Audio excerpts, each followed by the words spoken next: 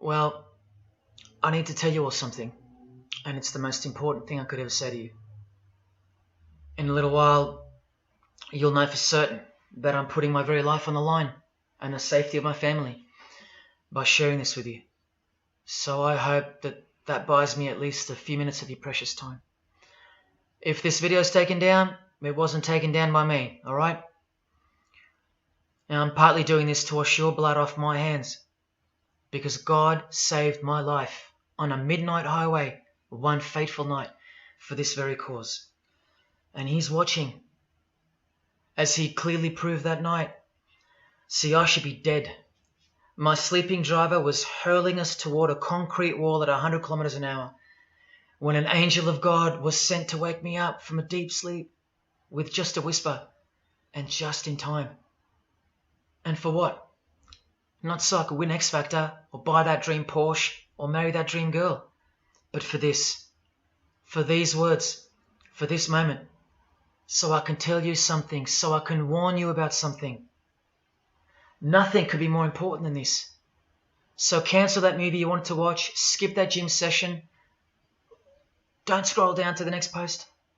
Just stay with me. Stay with me. Now, don't worry about the quality of the video or the audio. Just focus on the content. Listen to my voice and trust your eyes. Most of you won't care for the shocking thing I'm about to expose to you, because no one cares. No one cares.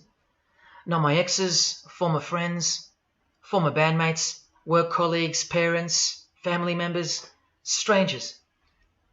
No one cares. But still, I'm doing all this for one person. One single human being out there. God is calling you, and He's looking for the last ones before the storm. And if you think you know where I'm going with this, please keep watching, because the most important part of this video comes at the end. Now, everything you're about to hear is a fact, and I'll prove it to you. I will leave no room for doubt. And nothing can stop what's coming. So this isn't a call for an uprising, boycott, protest. No. The Titanic is sinking, and it's unstoppable. All I'm going to do is point you to the life raft. And if you want to ignore me, then fine, proceed at your own peril. God knows I've tried. If you want to mock me, then at least share the video. Let others mock me too. Tell your friends. Check this freak out. Anything to help me reach someone who has eyes to see and ears to hear. And like I said, in a few minutes, you'll know why my well-being is in danger, and that of my loved ones too. Now let me ask you something real quick. Who do you think, generally speaking, runs the world? What type of people are the leaders of our countries and corporations, and the rich and the famous too? I mean, like, are they Christians? Do Christians run the world? Well, no, of course not. Buddhists? No. Do Muslims run the world? No. What about atheists? It's got to be atheists, right? Because we've come such a long way as a society, and atheism is the rational state of mind for the modern type of person, right? No. What about a mixture of people? Different types of people run the world. Let me tell you something. All the leaders from Africa to Europe to the Middle East, Israel, Syria, Iran, all the way to the Americas, all these people, and we'll get to the celebrities in a second, they're not atheists, Buddhists, or Muslims. No. What if I told you that they all belong to the same religion? A secret religion. One that none of them are allowed to talk about. One that you should worry about because it affects you beyond belief in ways that you never imagined. Before I tell you what this worldwide secret religion thinks of you and plans to do to you, let me tell you what this religion is. And how do I know about this religion? Because I used to belong to it. And today I'm renouncing it publicly, breaking my oath of silence, which they imposed upon me and every single other member during ceremonies under the penalty of death. That's why my life is in danger. Every person you're about to see has taken the same oath as I did, over and over, no matter where on earth they're from, including Scott Morrison, your Prime Minister and mine. But see, I was plucked from it, saved from its camouflaged clamps, from its extravagant deception and its spiritual corpse, by none other than God Almighty. No one else is going to tell you this. Not your favourite singer or politician, who more than likely also belong to this hidden religion. Nowhere will they speak because they love it. They love their lives. They love their success, the money, the worship they receive. And then there are those who have left but have never broken their oath out of fear. Trust me, you don't know who you're messing with here. The few that have spoken out, well, they lost everything. Or either their reputations and livelihoods are threatened or destroyed, or they're framed for a crime and end up in jail, or they're murdered and made to look like an accident or suicide. Now, just for the record, the God that saved me, which God was that? Jesus Christ, of course, the one and only. And he's the only one they hate, along with his disciples. So I'm invincible until he's done with me. That's why I don't fear him. Now please don't let the name of Jesus scare you off just yet, because if you're an atheist, you're especially going to want to hear this. Christians and atheists are the most pathetic bunch in the eyes of this ancient religion, the one that rules them all. And I'm only going to show you the tip of the iceberg. And just like an iceberg, the full body of this secret religion continues down past the line of sight, beneath the ocean. It widens in mass and scope until it continues further into the depths, into ever-increasing darkness and invisibility, until it reaches its foundations, which is firmly established in thick blackness, completely unimaginable and not perceived at all to those who only ever get to see its tip peeking out of the ocean top, including most of its members. At least 75%, 80%. And unless you're a member of this religion and this secret society, as they call it, you won't be granted access to the world stage or of a position of influence. It's become a prerequisite for success now that they've gained pretty much full control and their members are in every place of prominence and power. So brace yourself for the truth that has been hiding in plain sight every day of your life, and for the mind-blowing, out-of-this-world climax to this video. Now look at this. There's a few different ways they display their allegiance. They don't do it often, and some don't do it at all. But most of them can't help themselves, because when they do it in public, it's a hidden statement, and that statement gives them a lot of satisfaction. The celebrities usually cover one eye, or hide it in some way, and obscure it, or emphasize it like this. Or they close one eye, or peek through it, through this hand gesture, all to highlight one single eye. It's called the all-seeing eye. Other times they'll just display a drawn eye somewhere, or a tattoo of it. The other method they use is what's commonly known as the hidden hand. Here, for example, River Phoenix is doing both, the hidden hand and the all-seeing eye, so you can see the direct connection between the two. But in the political world, usually it's done with the hidden hand, and of course, this. That's a secret handshake for the members of the secret one-eyed religion. We'll start with Scott Morrison here, hidden in plain sight as usual, for everyone to not see as usual. Look at the handshake. I was taught this very handshake, or grip as they call it, during my time in this great school of deception. Here's a picture of a normal handshake, and here's the secret handshake. Normal, secret. Now here's Scott Morrison with Daniel Andrews. Normal handshake, secret handshake. All of them are sworn to secrecy under the penalty of death. And remember, I'll prove it to you very soon. Here's former Prime Minister John Howard giving the secret handshake, and Kevin Rudd bowing down to this bloke in front of Julia Gillard. all of whom are members of the religion. And Tony Abbott, you'll see in a second, and he's Julia again. Now, I once heard Julia being asked in a brief interview on TV while she was the Prime Minister. The interviewer asked her, "What religion are you?" My ears pricked up as I was eating breakfast and I froze to hear the answer.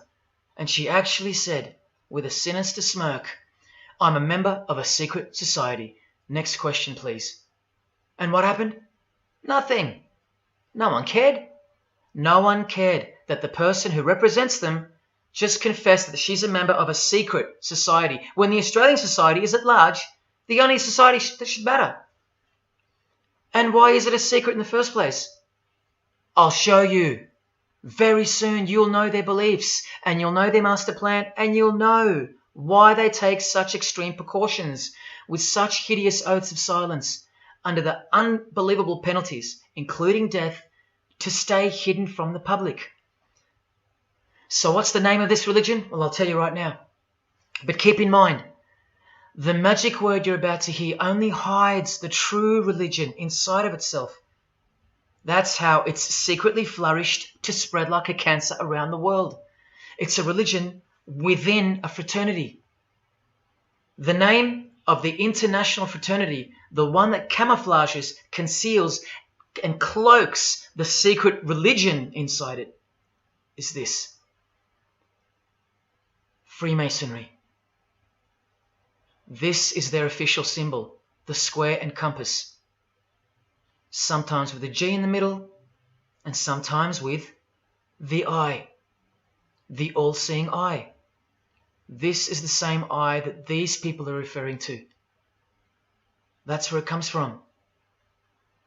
The eye is sometimes placed in a triangle, and that's where this comes from, the eye in the triangle. Here's Chris Angel doing it, standing also next to a mate with a square and compass shirt on. Not a coincidence.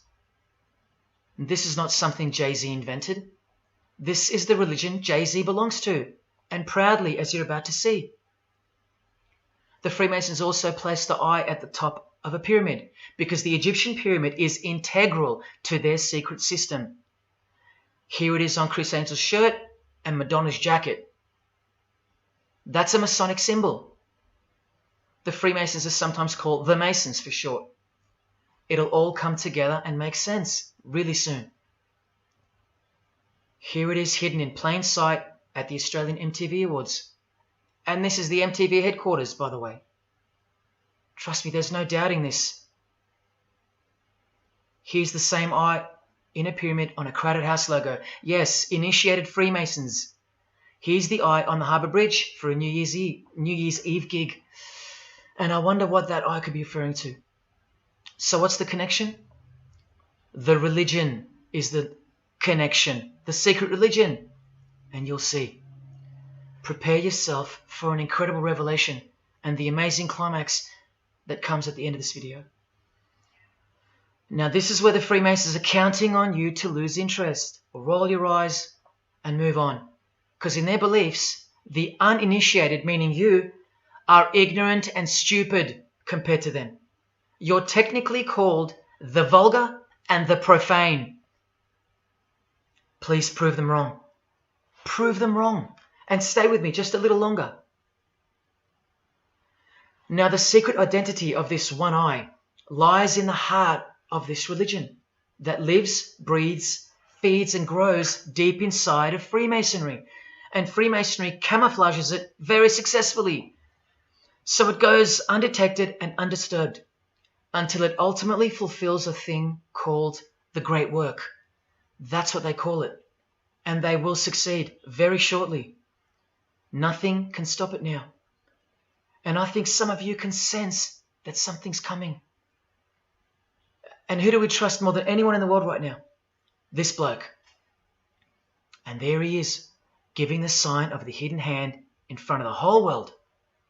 The hidden hand sign is technically called the sign of the master of the second veil in Freemasonry. Veil, get it? Meaning hidden. Now, am I saying that this thing that's happening in the world isn't real? No, I'm saying this. Spoken like a true Freemason. And you remember this guy? A safe place and a dangerous place. We must treat this new world order, this new world of COVID, we must treat this new world of COVID even in our own homes. So what is this new world order that he accidentally mentioned? It's common language in Freemasonry, and it has been for a long time. For at least this long. Since the US $1 bill. Hidden in plain sight, complete with the pyramid in the eye. It's the ultimate goal of this religion. And I'll show you what the great work is, at any cost. And Australia, like every other country, is now up to its neck in this pyramidal, one-eyed occult religion. You think there's nothing hidden on our own money? What about this shadow of a bloke? Who's he hiding in the background? Well, these numbers right here will tell you. And I'll show you that too. Did you know there's a giant pyramid in Australia? You want to see it? Sitting right at the centre of Australian power? Look closely, because you'll miss it. Because that's the way they designed it. There it is. Hang on.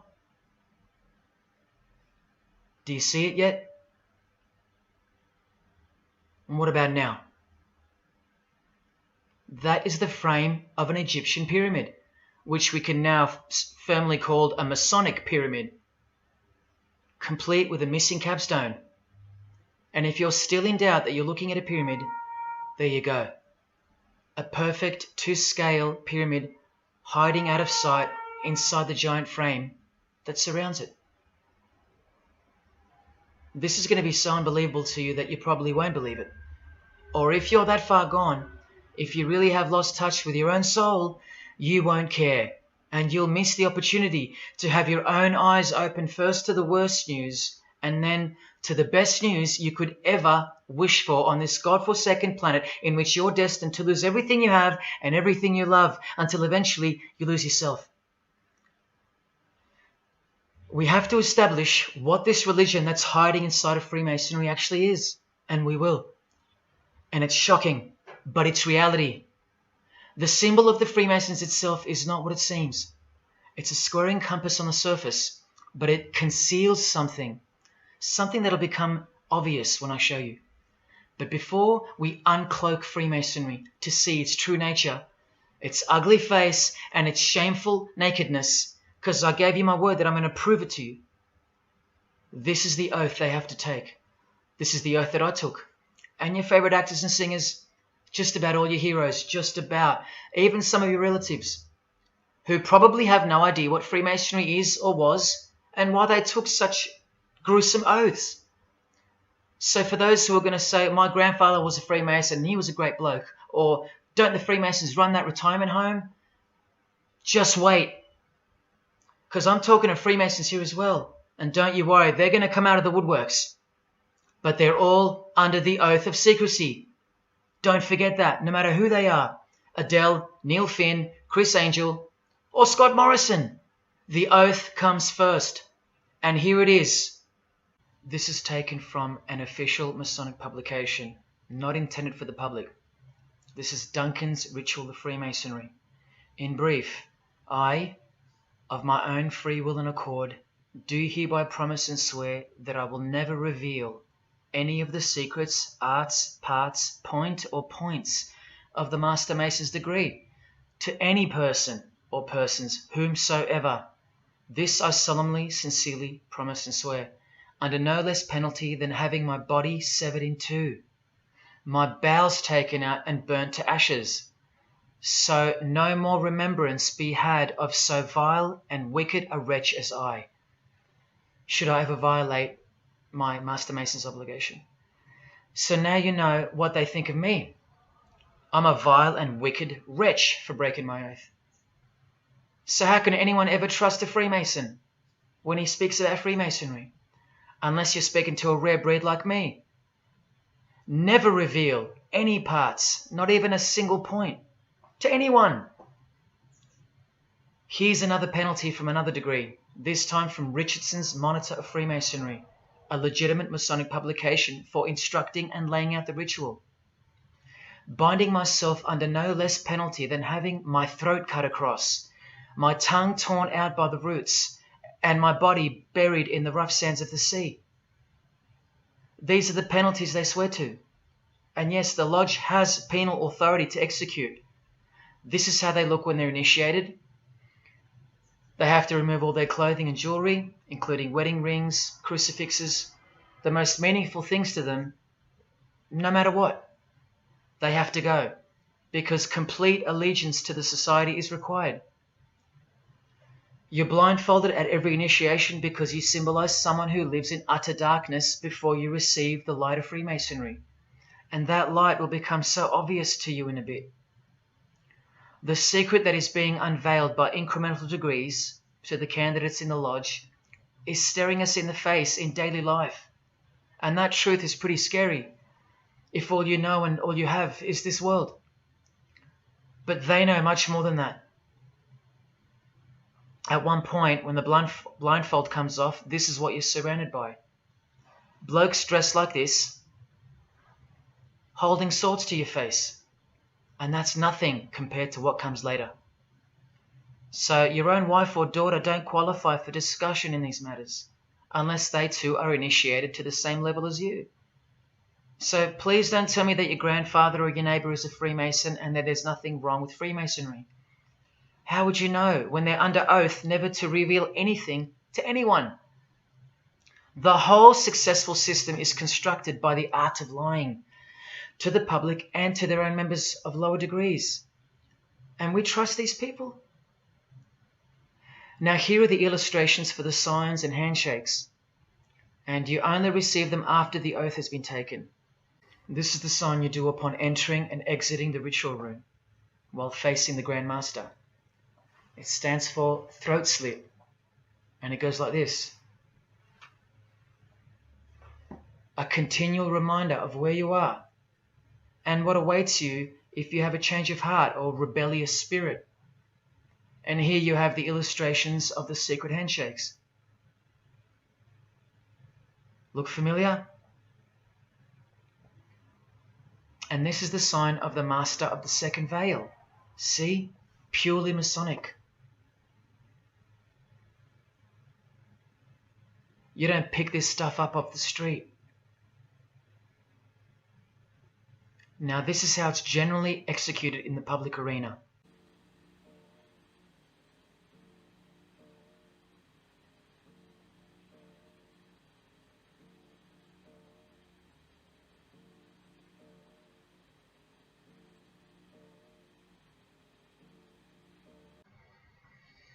Sneaky, sneaky, huh? So when you see this, or this, you know for certain where it comes from and who they belong to. Look at Kramer on the front page of the privately circulated Freemason magazine, officially a Mason, like fellow brother Tony Abbott, and he's doing this. That's a direct link to the mysterious all-seeing eye of Freemasonry. There it is on the walls of the inside of a lodge room. So there's no reason to doubt that those who do this belong to this. This is another sign they do quite prominently. It's the sign of silence. This is from Richardson's Monitor of Freemasonry again, a finger over the lips. Now these signs are slightly morphed over time, so covering the mouth in a variety of ways is the expression of being bound to secrecy and silence. Silence or death, as Little Wayne here is portraying. Here's the oath of a second-degree Freemason on page 21 of Richardson's Monitor of Freemasonry. Binding myself under no less penalty than having my left breast torn open and my heart and vitals taken out, thrown over my left shoulder, should I wilfully transgress any part of this my solemn oath.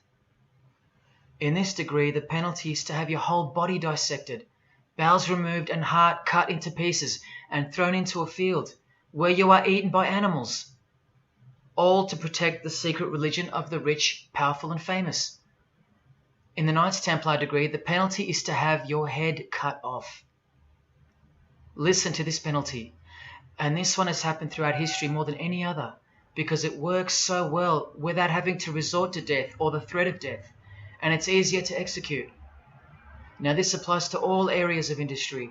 It's done through the ruining of your reputation by fellow Freemasons, pointing him out to the world as an unworthy vagabond, by opposing his interests, making life very hard for you, by deranging his business, by transferring his character wherever he may go, and by exposing him to the contempt of the whole fraternity, the secret society, and the world. Wow. How many people do you think they've threatened, ruined, framed, cheated, and utterly destroyed to protect their secret religion? And in case you think the Masonic Lodge hasn't got the authority over the initiates, especially the ones in the higher degrees, this is from the Encyclopedia of Freemasonry. Under mandate, the orders and decrees of the Grand Master or of a Grand Lodge are called mandates, and implicit obedience to them is a Masonic obligation. And in Sickles' Monitor of Freemasonry, you plainly see they have a right to kill. A lodge has a right to exercise penal authority over its members, exercise the penalties. So don't let a Mason tell you, oh no, that's just symbolic, the oath. Their laws are above the law of the land, and the proof are the oaths themselves. Because in normal society, you can't ask someone to accept having their throat slit as a penalty in order to be a member of any club or workplace. Unheard of. But not in Freemasonry, not in the secret society world. I told you, you don't know who you're dealing with and what's coming for us all. Here's what they think of the public. Here in speaking to the candidate, it's stated, but have a care not to defile the sanctuary by a spirit of curiosity, meaning don't try to join us just for fun. And take care not to increase the number of the vulgar and profane, meaning don't invite too many outsiders to join because they're vulgar and they're profane. This is more or less an invitation-only fraternity. Here from the Encyclopedia of Freemasonry again, written for Masons only and written by 33rd degree Masonic legend Albert Mackey, stating the same thing. Masonic definition of profane. One who is ignorant of the sacred rites of Freemasonry. One who is not allowed to enter the temple and behold the mysteries. And here, being uninitiated. That's the world at large. And here, from this old ritual book written by the same legendary author, in the 33rd degree initiation, the Mason drinks wine from a human skull, which has been the cause for a few to leave Masonry, because they wonder, whose skull is this? In the 30th degree, part of the ritual involves stabbing skulls. Illustrated right here. The process of submitting the member further and further involves things like this. See, the candidate who's seeking admission into the next degree to receive more light has to be humiliated and intimidated. This guy here has his foot on the candidate's head. This is what our celebrities and politicians and the most prominent members of our society have done and continue to do. No one is exempt from this. And this is the intimidating and frightening path that you must take that binds you to the secret society before you are revealed the true beliefs of the religion. So can you see the risks I'm taking? You have to stay till the end. Don't let me down. Don't let yourself down or your fellow man. Believe me, it'll be worth it. Now here's one of the 3 greatest Freemasons of all time, who actually helped construct the 33 degrees or rituals of modern Freemasonry, Albert Pike. A hideous man with a deeply complicated mind, and one who will soon help you to see who they really are. This is how important he is to Freemasonry. He's buried here, in the House of the Temple, a Washington Masonic Lodge, just around the corner from the White House. He was called the Grand Commander, Sovereign Pontiff of Universal Freemasonry, a giant of this secret society, the only Confederate general who has his own statue. And who were the Confederates? The dudes that fought for slavery, not against it, defeated by Abraham Lincoln, who was surrounded by these Freemasons, and who was assassinated by this one, John Wilkes Booth, doing the same sign of the master of the second veil. A Freemason assassinated Abraham Lincoln. Undisputable when you have the eyes to see. Now, Albert Pike writes in his colossal work, which some refer to as the Bible of Freemasonry, called Morals and Dogma, and on page 113 he says, "What can there be in common between the vile multitudes and the sublime wisdom?" That's what Freemasons possess, sublime wisdom. That's what their secret is. It's sublime. The secret I'll reveal to you. Now, just quickly, here's Freemason Kanye West. Here he's giving the Masonic grip to his brother Mason Jay-Z. Look at the lapel he's wearing in this picture. It's the same double-headed eagle as on the front cover of the so-called Bible of Freemasonry, Morals and Dogma, written by the Grand Commander Sovereign Pontiff of the religion that Kanye and Jay-Z have been sworn into and thus granted access to international success. His Christian conversion isn't what it seems, and you'll soon see what job he has to do. Now look at what else Freemasonry thinks of the uninitiated, from the words of the Grand Commander himself. The truth must be kept secret, and the masses need a teaching proportioned to their imperfect reason. I hope you're listening, because we're about to get going here. These truths were covered from the common people as with a veil. There's that veil again. And the mysteries were carried into every country. Freemasonry was secretly imported from the East into the whole world to weave its web in the darkness to increase and advance its agenda. The sages, meaning the enlightened ones, always had an esoteric creed, unknown to the vulgar. And here he says, to the end that the vulgar herd, seeing, might not see anything, and hearing, might comprehend nothing. Are they right? Am I wasting my time, laying it all down for nothing? Because they know you so well? Your favorite celebrity and politician's secret religion is beyond the reach of the vulgar. Vulgar is what you are to them. He won't tell you. She won't tell you. And they won't tell you.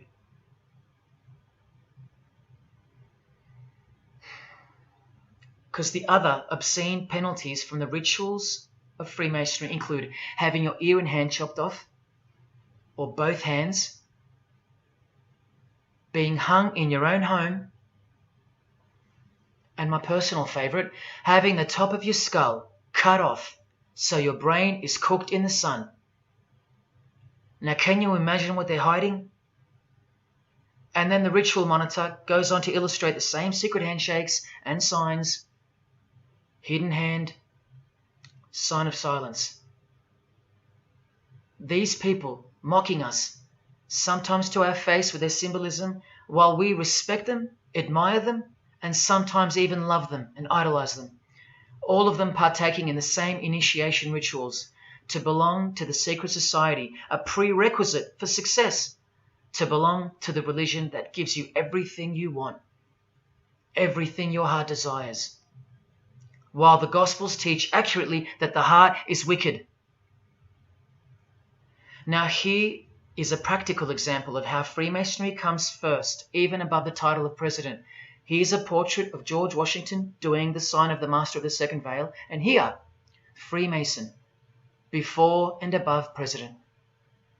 And if you think that's just by chance that they put the word Freemason above president, then here, read this genuine quote from Harry Truman. This should tell you how deep the consequences of Masonic initiation go and what lies deep within. It's Freemasonry above everything else. There's the Queen showing her allegiance over and over. And here's the Queen leaving a very special hospital with a very special nurse. And this was the Queen's father, fully dressed in his Masonic regalia and that God-forsaken apron they wear, which also hides something, just like the square and compass. In fact, what the apron hides is what the square and compass really represents. And it's staring you right in the face. Can you see it yet? Prince Charles, handshake, hidden hand. Prince Harry, Prince William, And here is the Grand Master of English Freemasonry, Prince Edward, also in full gear. What a lovely looking chap. And now he's giving the Masonic grip in front of this stone that was placed there to memorialize his visit to Cape Town Lodge. And what about this guy? Prince Philip, husband of the Queen. Do you remember him saying this? Yeah, and here's the article in case you think he didn't. Initiated member. Do you slowly see what the Masonic mindset is? We are beneath them. And the craziest thing is, if they can turn you into what they think of you, then you deserve what's coming. It's a natural law. It's the law of nature. And I'll soon show you their real Bible, for lack of a better term, which justifies it all, and the one which guides their morals. And it makes a lot of sense, because the power of the deceptive phenomenon of Freemasonry lies in the fact that it contains real truth, intertwined with untruth. Now, this actual book that guides their morals and plans, it isn't written by hand, and it's been around longer than the Bible. So they think it's purer, sublime as they call it. And it's the foundation on which the religion is built upon. And that Bible, so-called, that unwritten Bible, is the key to unlocking its secrets. I'm going to hand you that key. And it's all going to come together like a flood. So they're going to own it all by their own words and actions. And they're going to introduce us to a new system of life, but only after a number of shocking events take place, which I'm so close to telling you about. But first, I have to tell you the name of the secret religion and the identity of the I. Now, for the few of you that think of hospitals and charities and nursing homes when you hear the word Freemason, a word which I soon hope to never speak again after this video, well, it's a front, a cover story, and like everything else in this presentation, I'm going to show you. This too is for the poor Freemasons that are going to have the call to make an appearance in the comment section trying to defend their beloved fraternity. This is 33rd degree Freemason Manly Hall, who was named Freemason of the Century by the Scottish Rite Journal in 1990. And you'd be surprised how many Masons haven't heard of him, because they don't bother entering the Masonic library and searching out the mysteries themselves. These same Masons think they know something, and they parade themselves on websites and social media, calling people like me, oh, he's just an anti-Mason, anti-Mason. Blind fools at best, deceivers at worst. Well, the Freemason of the Century wrote in this book, and in this chapter, Freemasonry is a fraternity within a fraternity, an outer organization, concealing an inner brotherhood of the elect. One visible and the other invisible. The visible society is a splendid camaraderie of free and accepted men and women, enjoined to devote themselves to ethical, educational, fraternal, patriotic, and humanitarian causes and concerns like hospitals and charities. But the invisible society is a secret and most august fraternity whose members are dedicated to the service of a mysterious arcanum arcanorum, meaning mystery of mysteries. Now I wonder what that could be. So once again, don't listen to the lost or deceptive Masons that'll come here trying to cheat you from the truth, telling you that I don't know what I'm talking about or calling me an anti-Mason. Because there you just heard it. There's a Masonry for the majority of Masons, and then there's the real thing, the secret religion, which should shock you when it's announced. These same lost or deceptive Masons also love to repeat, like parrots, that Freemasonry is not a religion. Well, what does the Freemason of the Century have to say about that? From this book, he writes, Masonry is essentially a religious order. Not just a little bit religious, but essential. And here, the iconic giant of Freemasonry says in Morals and Dogma, every Masonic lodge is a temple of religion, and its teachings are instructions in religion.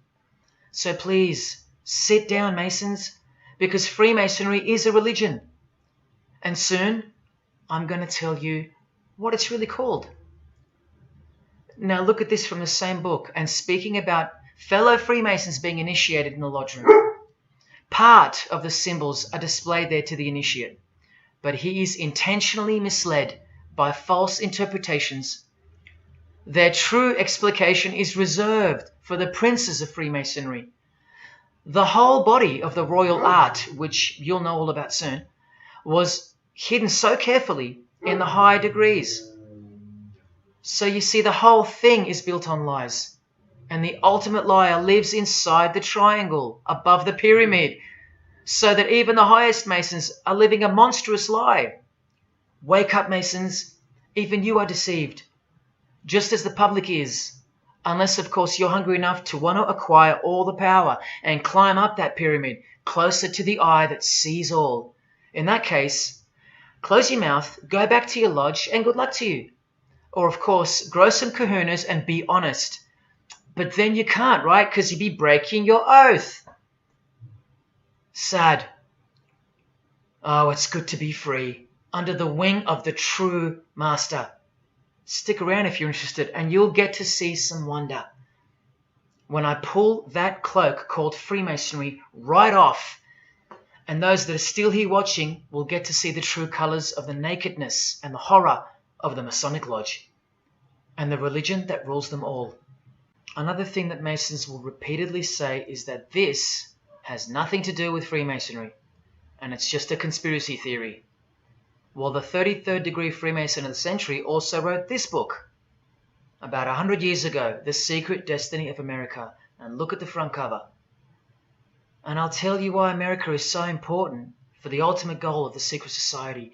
It's disturbing, but it's also essential in understanding the near future and what's going to take place.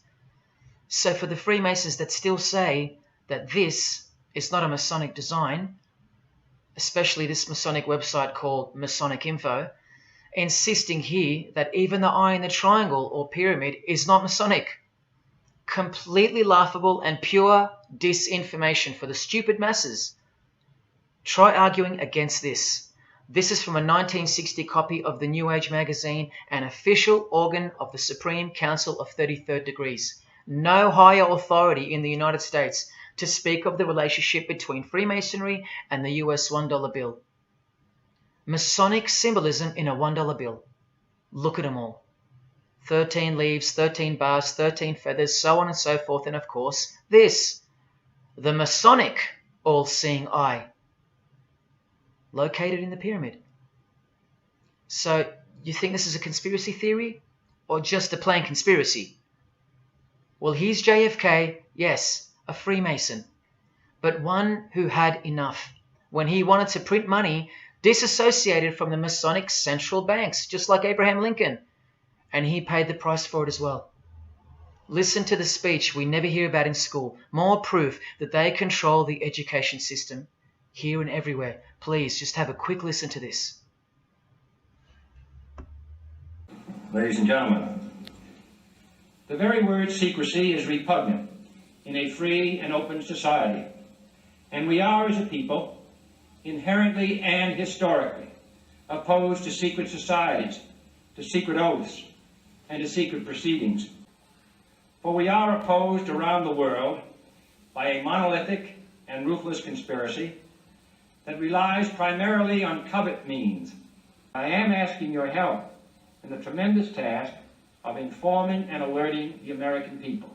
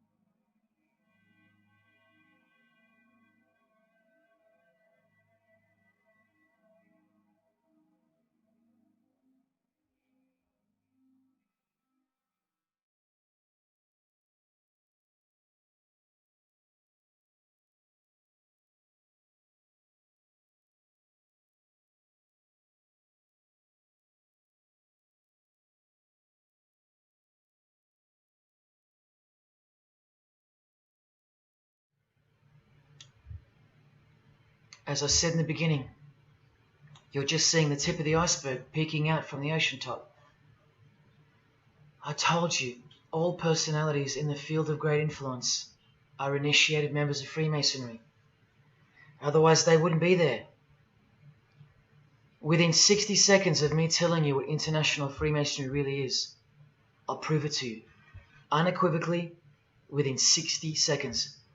And then I'm going to drive it home, and then I'm going to show you what they're planning with this new age they're implementing, and then the conclusion, which is by far the most important part of this presentation. So when you hear me tell you the truth in just a moment, don't switch off in disbelief because you can't believe that your favorite idol or whoever could possibly be involved, like you know them or something. You don't know these people. You do know that they're under oath never to reveal their beliefs to you. The vile multitude. It's time to trust your eyes now, not your feelings, especially after all that I've shown you. This is why the secret religion is so hidden. This is why it's so ingeniously designed through layers of lies upon lies, cloak upon cloak, and oath upon oath, concealing the truth for its chosen few. What is Freemasonry? What is the most secret yet most powerful religion in the world? Well, that's easy. We live in an evil, evil world. So there's only one religion that befits it. Freemasonry is Satanism in disguise. Now start the clock. From Morals and Dogma, prepared for the Supreme Council for 33rd degree. That's the highest degree in Freemasonry, and written by the undisputed heavyweight champion of modern Freemasonry, Albert Pike. On page 321, he boldly states, Lucifer, the light bearer. Strange and mysterious name to give to the spirit of darkness. Lucifer, son of the morning. Is it he who bears the light? Doubt it not. Did you hear that? Lucifer is God, and do not doubt it. Come on now, stay with me. Here from the Encyclopedia of Freemasonry, written by 33rd degree Freemason, a beloved member of the craft, Albert Mackey. He tells us whose name represents the good principle in Freemasonry's secret worldview. Writing under the Masonic meaning of the word pentagram, he says that the pentagram, depending on its position, represents good or evil. See how he puts the positive aspect in the first position? Good first, evil second. Good or evil, light or darkness, victory or death, initiation or profanation, Lucifer or Vesper. Lucifer is good. Lucifer is light. Lucifer is victory. And Lucifer is true initiation.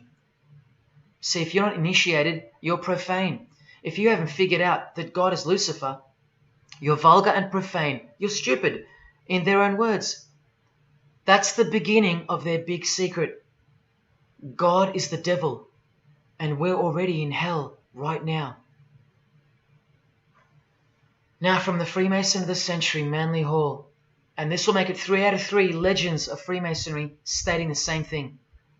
In The Lost Keys of Freemasonry on page 76, when the Mason learns that the key to the warrior on the block is the proper application of the dynamo of living power, he has learned the mystery of his craft. The seething, surging energies of Lucifer are in his hands. Do you see? The world's hidden religion, with its universal one-eye symbolism, who was revealed slowly and by degrees only to its dedicated members, is Satanism, or Luciferianism as they prefer to call it. Now all the oaths make sense, don't they? Now all the rituals make sense. Now all the penalties make sense. And their secret signs and symbols and handshakes all make sense. While the bulk of Freemasons make the external image of the fraternity and know nothing of who rules over them and who or what they're protecting. But which craft do you think the Freemason of the Century is talking about here? Which craft?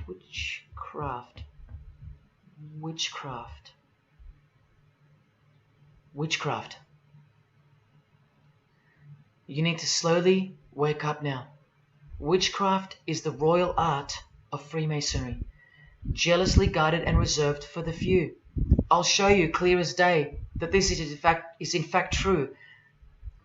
This is the symbol of Satanism.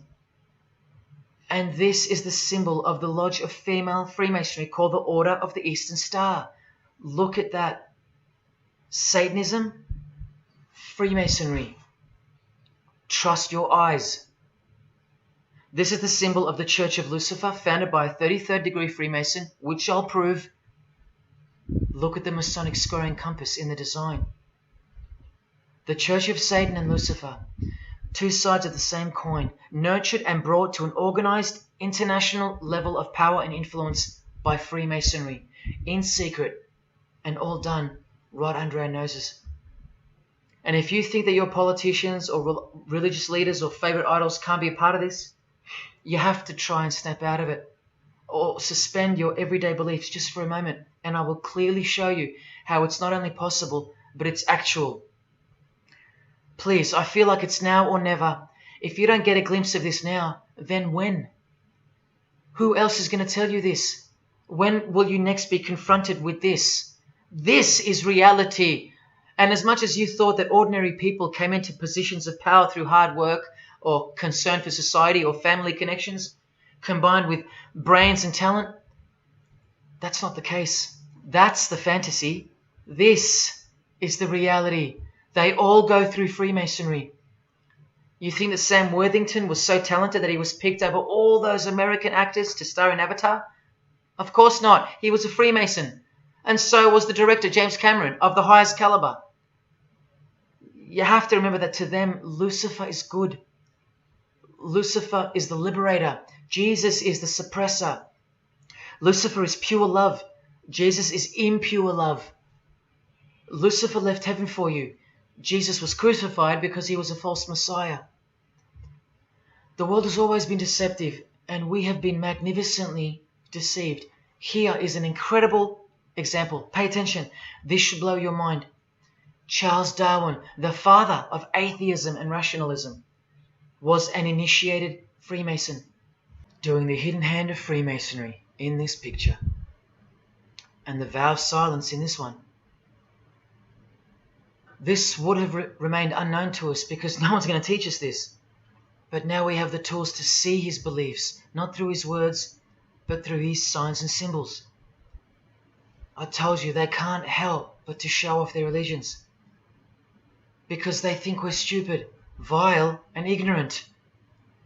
And I've proven that to you as well. So once again, are you going to prove them right by switching off and ignoring this? Well, unfortunately, more than 90% of you will. What I'm giving you here is priceless knowledge, because no amount of money or success can substitute its importance. And I'm risking everything but my own salvation to share it with you. If only for the few of you. Think about what you've just seen here with Charles Darwin, because I don't know if you got it. You cannot be accepted as a candidate of Freemasonry unless you believe in a supreme being, as exemplified here with Phil Collins, speculated by some to be an atheist, but this seems impossible because, being a Freemason, he has to believe in a higher power, or more accurately, supreme being, and I can personally vouch for that. And look here in the Masonic Oath itself. The candidate says, "I will not aid or be present at the initiation of an atheist, a madman, or a fool." Freemasonry believes that to be an atheist is to be the equivalent of a madman. And they're right. Yet while they propagate atheism around the world, in universities and schools, Charles Darwin himself was a believer in an intelligent designer, a supreme being. He had to be, because he's a Freemason. And that intelligent designer that gave birth to us is named Lucifer in the highest degrees of Freemasonry. See? Never tell. He lied to you, because that's what Freemasons do. The whole thing is a giant lie that was carefully constructed by mutilating the truth, because mutilated truths make the most successful lies. This is the secret to their success, a lying tongue and a lying spirit from the 1st degree to the 33rd degree, to each other and to us. I've proven that as well. And what did Jesus, how did he describe their God? The father of lies. How accurate. The one who comes to cheat, kill and destroy. How accurate again when I tell you their plans. Look here, Charles Darwin is noted as an influential figure by the Satanic Temple. And proof for them, apart from the intelligent design that is all around us, that Lucifer is real and that he's the god of this realm, is the power of witchcraft or magic. Magic works because there's a hierarchy or a pyramidal power structure in the spirit realm, a realm devoid of any love for you. And these spirits can be conjured up and summoned by the practitioners of the royal art of Freemasonry. They ask for something in return, however. Listen to Bob Dylan, a Freemason. Hidden hand, one-eye symbolism. Out here doing these songs, you know, you're still on tour. I do, but I don't take it for granted. Why do you still do it? Why are you still out here? Well, it goes back to the destiny thing. You know, I made a bargain with it, you know, a long time ago, and I'm holding up my hand. What was your bargain? To get where I am now. Should I ask who you made the bargain with? with the chief commander. On this earth? And in this earth, and then in the world we can't see. How does one communicate with Bob Dylan's chief commander, Lucifer?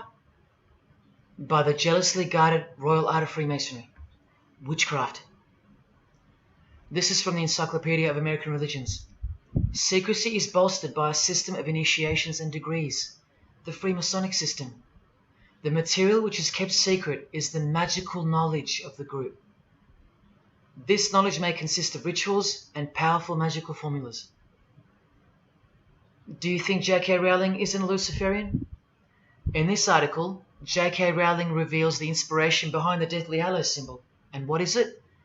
The Masonic square and compass, with the one eye that all the celebrities mimic. That's the inspiration. They're all members of the secret society. If you think that doesn't prove anything, here she is with her new tattoo. It says Solve Coagula. Also a song title by fellow Freemason Marilyn Manson. And where does it come from? Here, the Baphomet. The image of Lucifer as conceptualized by another Freemason, Eliphas Levi, in his book, The Doctrine of Transcendental Magic. This horrid thing, with breasts, a penis, and a goat's head with 2 horns, has these words written on its arms, Solve Coagula. The impact of the meaning of these 2 words should disturb you to soberness when I tell you about them.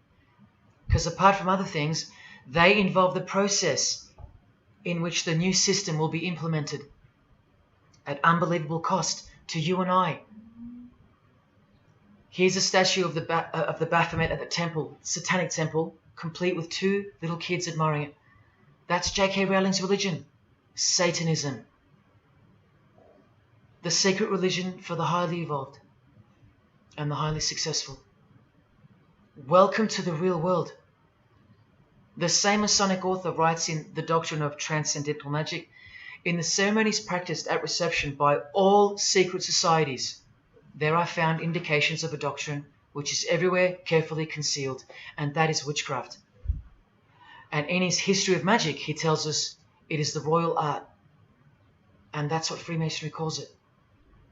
And where did he get his inspiration for the Baphomet?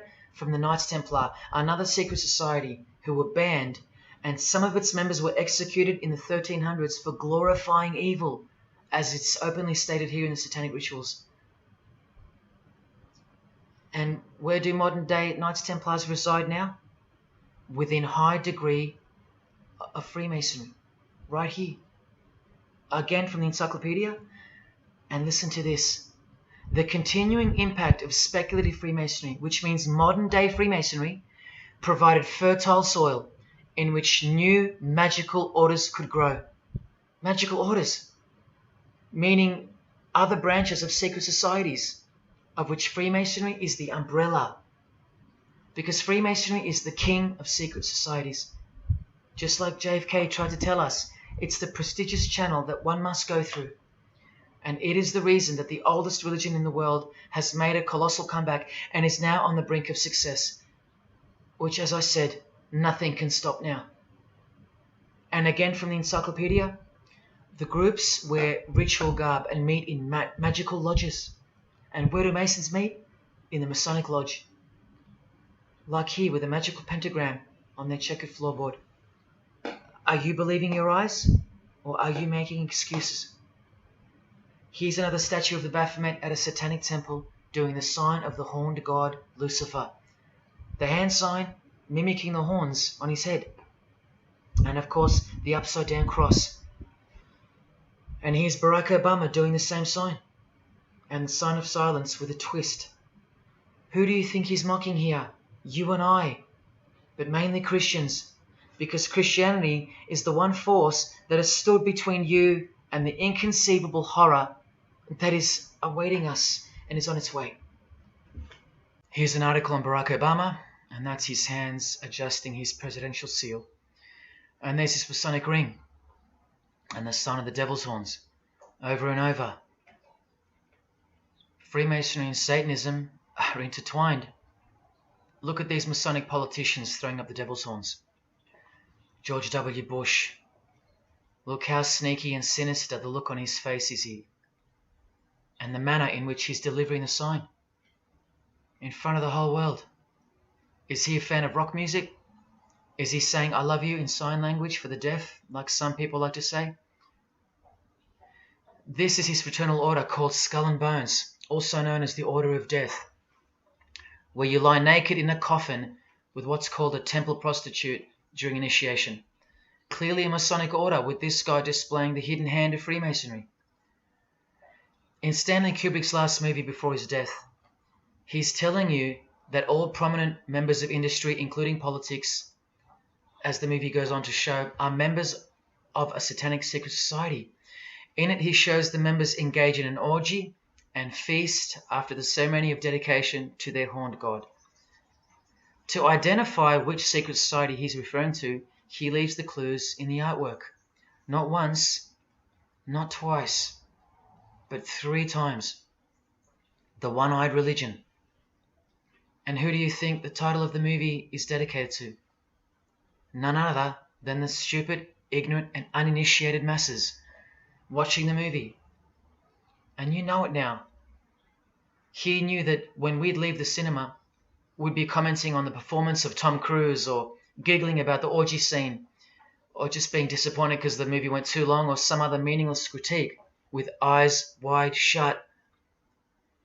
Look at the cover of his other movie, A Clockwork Orange. The eye on top of the pyramid. And on his shirt, the word devil in Italian. Let me take it up a notch, in case this isn't registering.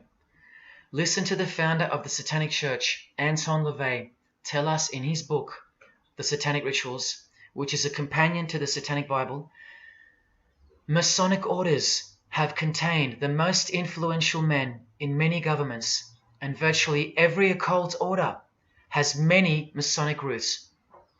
This is back in 1972 he said this. Now 40 years later it should read all governments, not many. And why is the founder of the Church of Satan talking about Freemasonry, the most respectable and charitable fraternity in the world, that no one seems to talk about and that we never hear about in school? This is why. Because the Satanic Ritual is a blend of Gnostic, Kabbalistic, Hermetic, and Masonic elements. That's crazy because Freemasonry is a blend of Gnostic, Kabbalistic, and Hermetic elements too. Any Masonic writer will confirm that. But how can that be? Because Freemasonry is Satanism in disguise. On page 106, every rite of the Black Order employed Masonic principles. Every rite of these Black Orders, one of which was called Freunden von Lucifer, which translates to Friends of Lucifer. And guess what? There are numerous manifestations of Satanism in Masonic ritual, including the goat, the coffin, and the death's head. Please awaken, O sleeper, and let the glorious light of the truth dawn upon your sleepy eyes. How did Freemasonry get away with this? Just like Jesus, the greatest enemy of theirs, said they would, by dressing the wolves as sheep. A satanic underground carefully cloaked in Christian trappings. That's how Freemasonry got away with it. We can't find out about it because they run the media and the education system clearly. John F. Kennedy was brutally assassinated after he attempted to inform us that we are opposed around the world by a monolithic conspiracy. Did he know that Lucifer was the god of Freemasonry? I don't know. The Grand Master of my lodge, who was the mayor of the city, was a 32nd degree Freemason. That's one short of the top, one short of the true beginning of the secret religion, and he had no idea what Freemasonry really was. After 42 years in the lodge, they never invited him into the 33rd degree initiation because he couldn't see past the Christian trappings, as they were designed to do exactly that, trap the Christian, or trap anyone else who was too sensitive to behold the truth. Thus, Freemasonry could halt their progress at any time without suspicion because it's a rare thing to reach the 33rd degree, and every Freemason knows that. So that there are no rude awakenings that take place with those that aren't ready to embrace Lucifer as the true god of Freemasonry and the world. This is an ingenious system, birthed by what must have been demonic inspiration. Anton LaVey says that this ingenious system I speak of serves as a rudimentary screening process for organized Satanism. Exactly right. It's a filtering process, as I've said earlier. An international filtering process from which men and women are picked and permitted to enter the world stage. And I'm saying all this for those who naively think that politics and magic ritual do not mix. That's the founder of the Satanic Church. He admits that. Admissions that were never heeded because no one cares. How else did the Freemasons pull the wool over our eyes?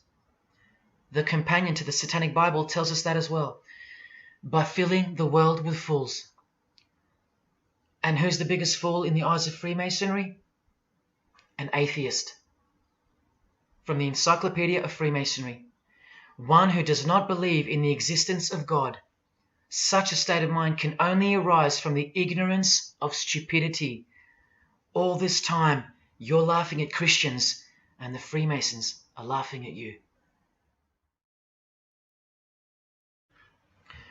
Here's Brad Pitt, wearing his Masonic ring and covering his eye. Now here's a genuine quote from Brad Pitt, the Freemason. In short, I could really try on something different for myself. That was Satanism. It's working out really well. I made a pact. That's why. You don't believe him? Bob Dylan does. And the hand sign they all do. Allow me to show you what it symbolizes. And now that you know what you know, it should make sense to you. It stands for 666. Yes, indeed. Satan's number, foretold by Jesus Christ. Now just hang on, let me prove it to you. Here it is for all to see on this shirt design, worn by Guns N' Roses guitarist Slash. See the I in the middle of the 6? Repeated 3 times. That's 666. In this one, the design in the shirt is clearly demonstrated by the person wearing it. Another example, the hand sign with 3 6s on the shirt. Here's a movie poster, the hand sign and the 6 on his lapel. Connect the dots. Here's Don Cheadle, the hand sign, and here he covers one eye with the dice. What's the number on the dice that he holds toward the camera? 6.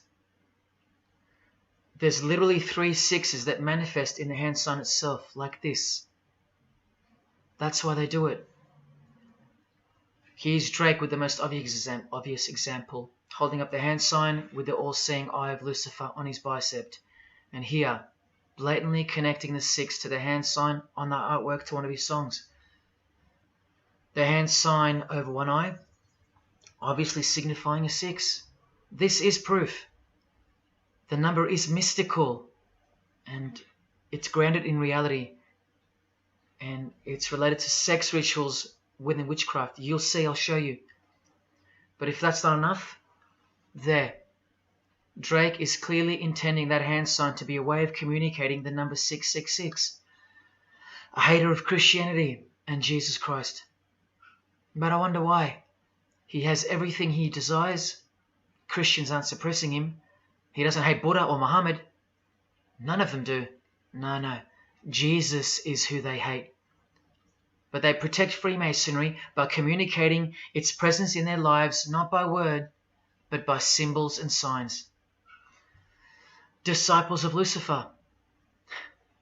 While you don't believe it, they take it very seriously, and they mock you by displaying it in your face. They know the truth. The chief commander, the one at the top of the pyramid, is Satan, the god of this world, just like Jesus told you who he is. Britney Spears doing the 666 over the eye, and look at this. The devil's horns while she wears the seal of the US $1 bill, designed by Freemasons. You know why now. You just have to stop denying it. Freemasonry is Satanism in disguise. This is how they tell you. Let's go to Britney's close friend, whom she tongue-kissed in front of the world, sexualized as these people are, and for all the girls out there to be inspired and corrupted by. Madonna, wearing the same Masonic design as Britney. 666 hand sign, the one eye symbolism, and the vow of silence. The vow of silence with her fellow practitioner of witchcraft. The Masonic eye in the triangle behind her, and now the upside down cross of Christ on her outfit. A member of the secret society who hates Jesus with a passion, as you can see here with Lucifer, the god of Freemasonry, giving her oral sex. Deep despisers of Christianity. Are you wondering why yet? The sign of the devil's horns here, meaningfully placed and done with precise intent, like with all of them. And here teaching her poor children to follow in her footsteps. Truly only God knows how many young people she's perverted in her career, all orchestrated by Freemasonry. Here's the founder of the Church of Satan again, Anton LaVey, showing the horn sign. The horned god of the witches, as illustrated by Una Woodruff in her book Witches. And here, with a member of the Agora sect of Hinduism partaking in a ritual of the oldest religion of the world. She's drinking blood here from what? A human skull. Sound familiar? That's right. That's what all the high-level Freemasons do, except they use wine, until they themselves are invited into the secret religion. It's ritualistically done to gain magical abilities, not a myth. And look at her hand sign. It's also known as the El Diablo. Do you still think this hand sign is a joke, or it's misunderstood or misrepresented by people like me? Look at the cover of Anton's other book called Satan Speaks. Look at the eye. He has one eye emphasized. Can you see? What about the image of Lucifer in the Satanic Temple? Look at the right eye. It's darkened. You ready for this? From the Bible. And this passage is thousands of years old. Woe to the worthless shepherd. His right arm shall be completely withered, and his right eye shall be utterly darkened. Where do you think this hatred for Jesus comes from? Do you think it's because we've outgrown it? Or because it speaks the truth? Who do you think this worthless shepherd with one eye darkened is? And who said, I am the good shepherd? Who said that? Jesus Christ is the good shepherd, not the worthless shepherd with one eye. You think this is all just a coincidence? Just hang tight a little longer and you will see some wonder. Here's Anton LaVey with Freemason Marilyn Manson, and here's Marilyn covering his eye. In case you forgot that this is the eye of Freemasonry, the international religion they all belong to. Here he is giving the sign of the master of the second veil, the hidden hand of Freemasonry, along with his Masonic ring. You know how many presidents and journalists and common men have tried to expose Freemasonry? Or get it shut down, get it banned? Well, those days are long gone. Marilyn Manson, the Freemason who tears the Bible into pieces on stage during his performances, he captured the fundamental purpose of Freemasonry's existence very well when he said in an interview with Spin magazine in 1996, "Hopefully I'll be remembered as the person who brought an end to Christianity," echoing the dreams of grandeur, just like his spiritual father. Now Kesha, one-eye symbolism of Freemasonry, the eye in the triangle, and the sign of silence. So she's a member. And behold, an inverted cross in her music video, inverted cross on her outfit, and a satanic pentagram on this outfit, just like the symbol of female Freemasonry. You think none of these Freemasons look like witches? Really? And none of these witches in the making? Remember, 90% of them don't know what they're serving, or what they're doing there, or why they're taking oaths of such silence and such penalty. Avril Lavigne does, showing her allegiance with the one-eye symbolism, participating in lesbianism in a video, influencing the masses, subtly stealing her innocence. And what's on her helmet? One eye. And doing the El Diablo with pentagrams at her concert. Anthony Bourdain with his one-eye symbolism, he was openly a hater of Christianity. And what kind of woman would suit a man like this? Well, a fellow member of the secret society who hates Christianity too, of course, Asia Argento. One-eye symbolism, again and again. The sign of Lucifer's horns, and this pose of his image. Remember the Baphomet. There's Asia mimicking its pose, complete with the finger position. Creatures with breasts and an erect penis and a goat's head. You know, things you find normal now, thanks to international Freemasonry, normalizing evil and filth through multiple levels of and avenues of propaganda and influence, including television, movies, music videos, schools, education, through legislation, through passing of laws to protect the evil nature, and of course through your favorite idols. Chris Hemsworth, just your everyday good Aussie bloke? I'm afraid not. One-eye symbolism and the sign of silence, both of which mean he's taken all the disgusting oaths of Freemasonry under the penalty of death, thus catapulting him over the competition, never to promote Christian values or Jesus Christ again. The 666 hand sign, and now, see how the hand symbol makes sense? Amber Heard, who was married to this Freemason, who's best friends with this Freemason. I told you they only date, marry and associate with their secret society. Here with the 666 over one eye, and this tweet. I think it's a tweet, I don't know. Look at the one eye closed, darkened if you will, and identifying its meaning with the devil's hand symbol. Of course, she camouflages the whole thing with her misdirecting words for the dumb masses. But we can see through that now, right?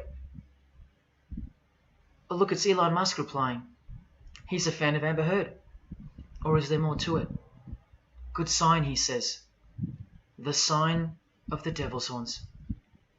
The fertility god. The sex god. That's what he's referring to. Why on earth would he point that out? You know why. But to be sure, let's go to his wife or girlfriend, Grimes. One eye. And whose eye is it? You know that too now. The god of this world, who hates Jesus Christ just like she does.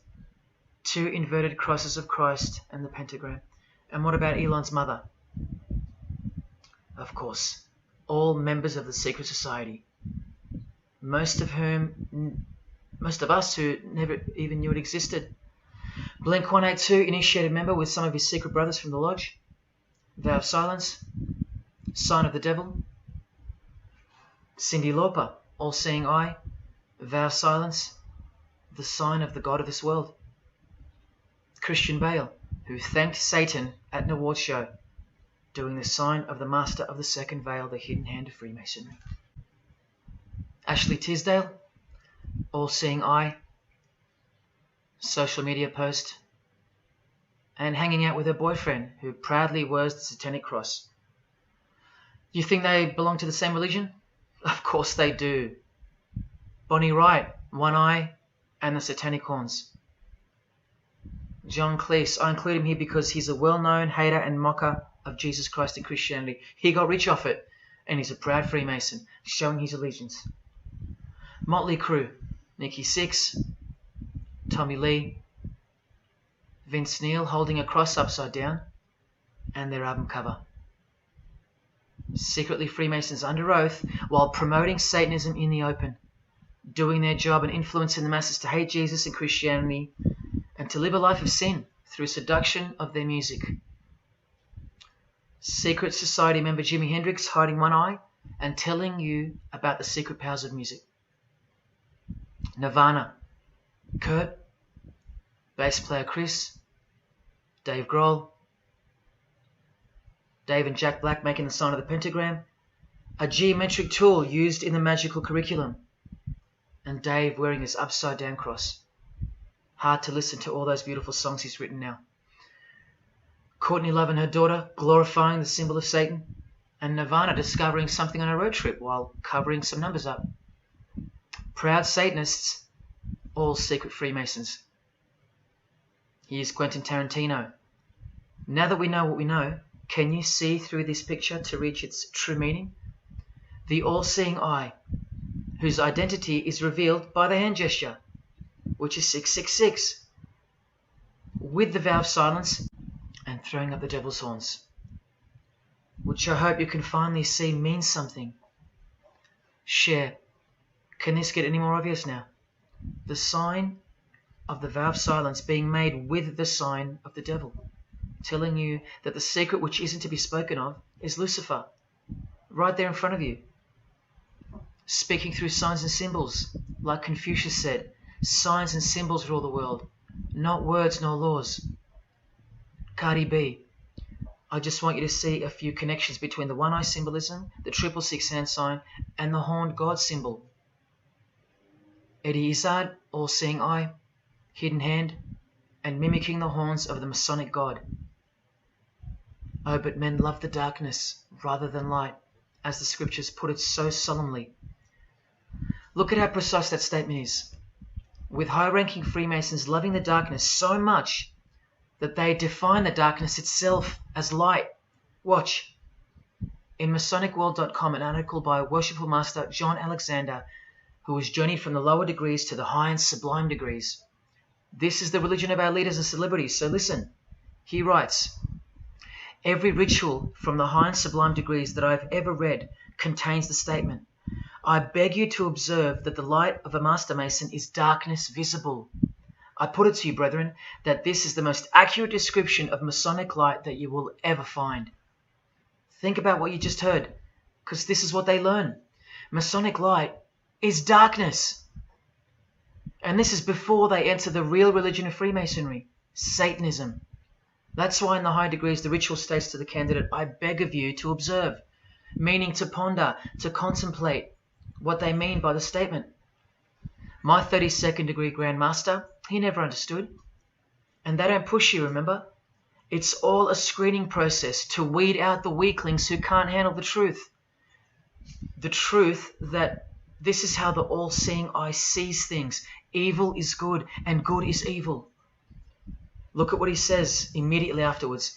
In keeping with our normal Masonic practice of burying our important truths deeply, the ritual sets out to immediately disguise this truth. Usually people bury their lies, but Masons bury their truths. Because their truth is that God is the devil and that we are in hell. So everything has to be flipped on its head in order for things to make sense in this place where lust creates life, where might is right, where compassion is weakness, and of course, in order to succeed. Look here, with another Freemason of the highest degree, Helena Blavatsky. She writes in her book, The Secret Doctrine. Doctrine means belief. So the book is called The Secret Belief. The Secret Belief of Freemasonry. She says, the sons of God, of whom Satan was one, all those spiritual beings were called angels of darkness, because that darkness is absolute light. Do you see how far they go to protect and glorify the darkness? Because men love darkness rather than light. If these were just randoms next door or some minor cult, I wouldn't be telling you about them, and I really wouldn't care this much. But these are not randoms. These are our heroes.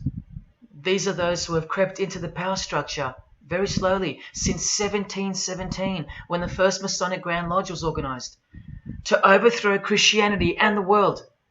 These are those who we admire, trust. And these are those who have perverted our culture with one hand, the hidden hand, while upholding it with the other hand. So you can never call them out, because they run charities, nursing homes, and children's hospitals in the open, while they propagate smut, violence, debt, and of course atheism in secret.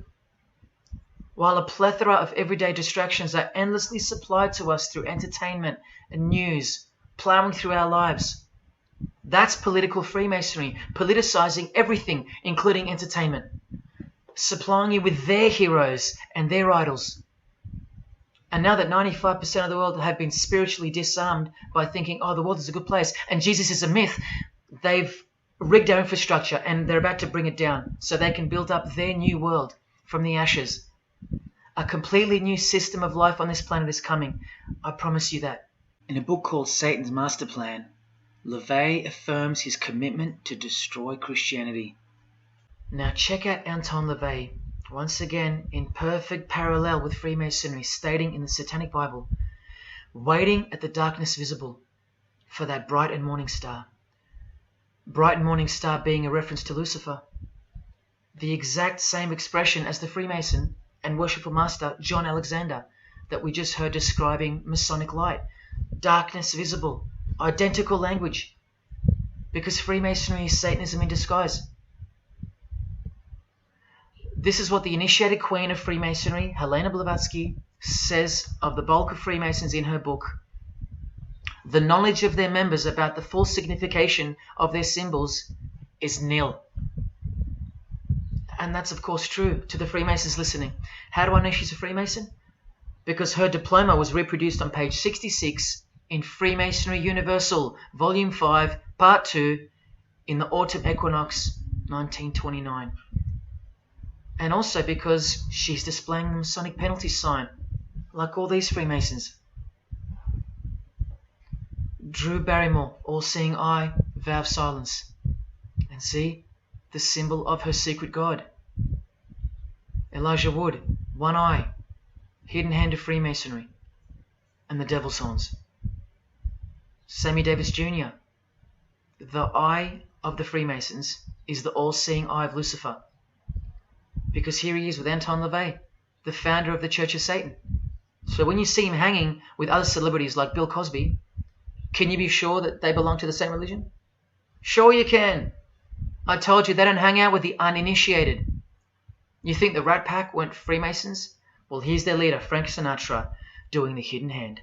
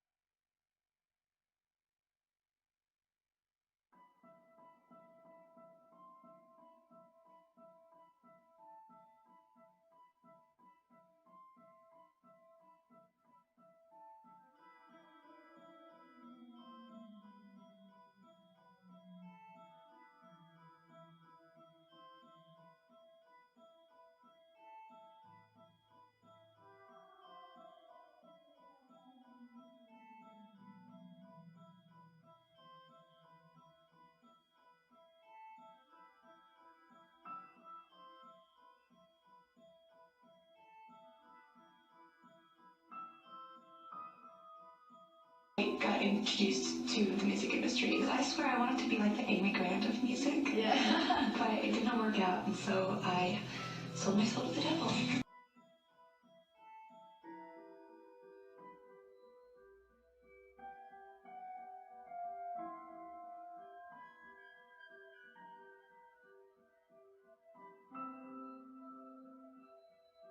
On that, how do you consider maybe doing more acting? I only had a few lines. It was fantastic, but I can't really tell you anything else. But it was. Sure you can. I know, I can't. It's very secretive. It's a very secret society.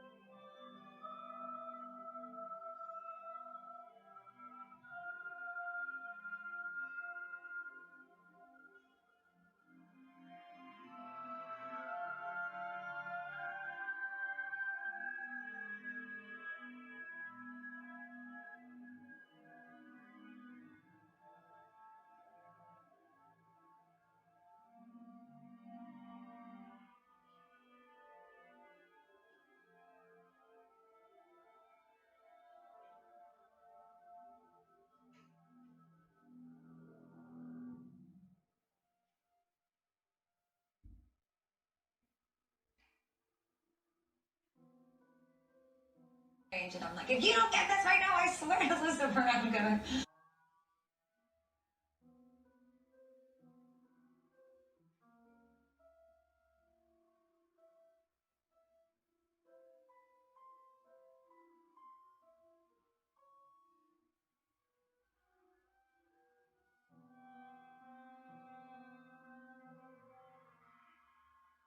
poker facing with your sexuality.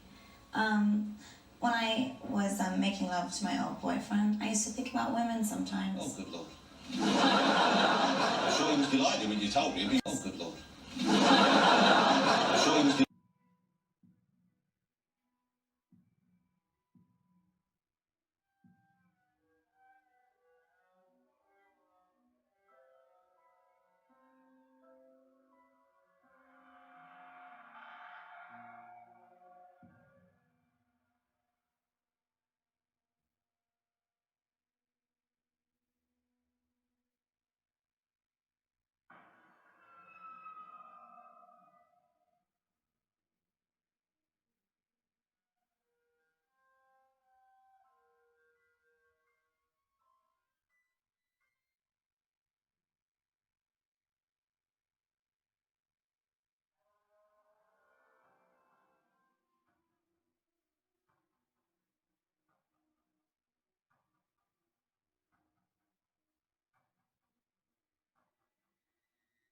You may feel a small Christ.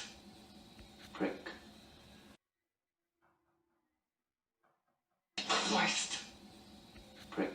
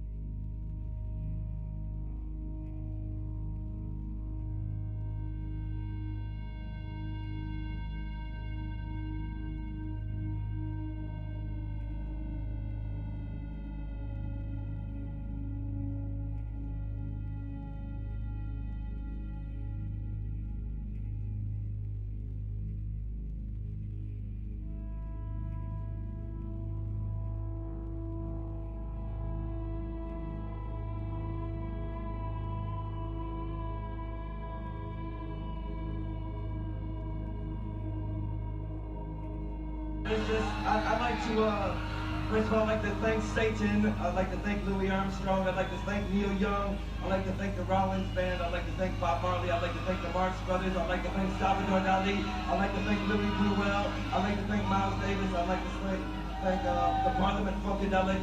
And I'd like to thank you too.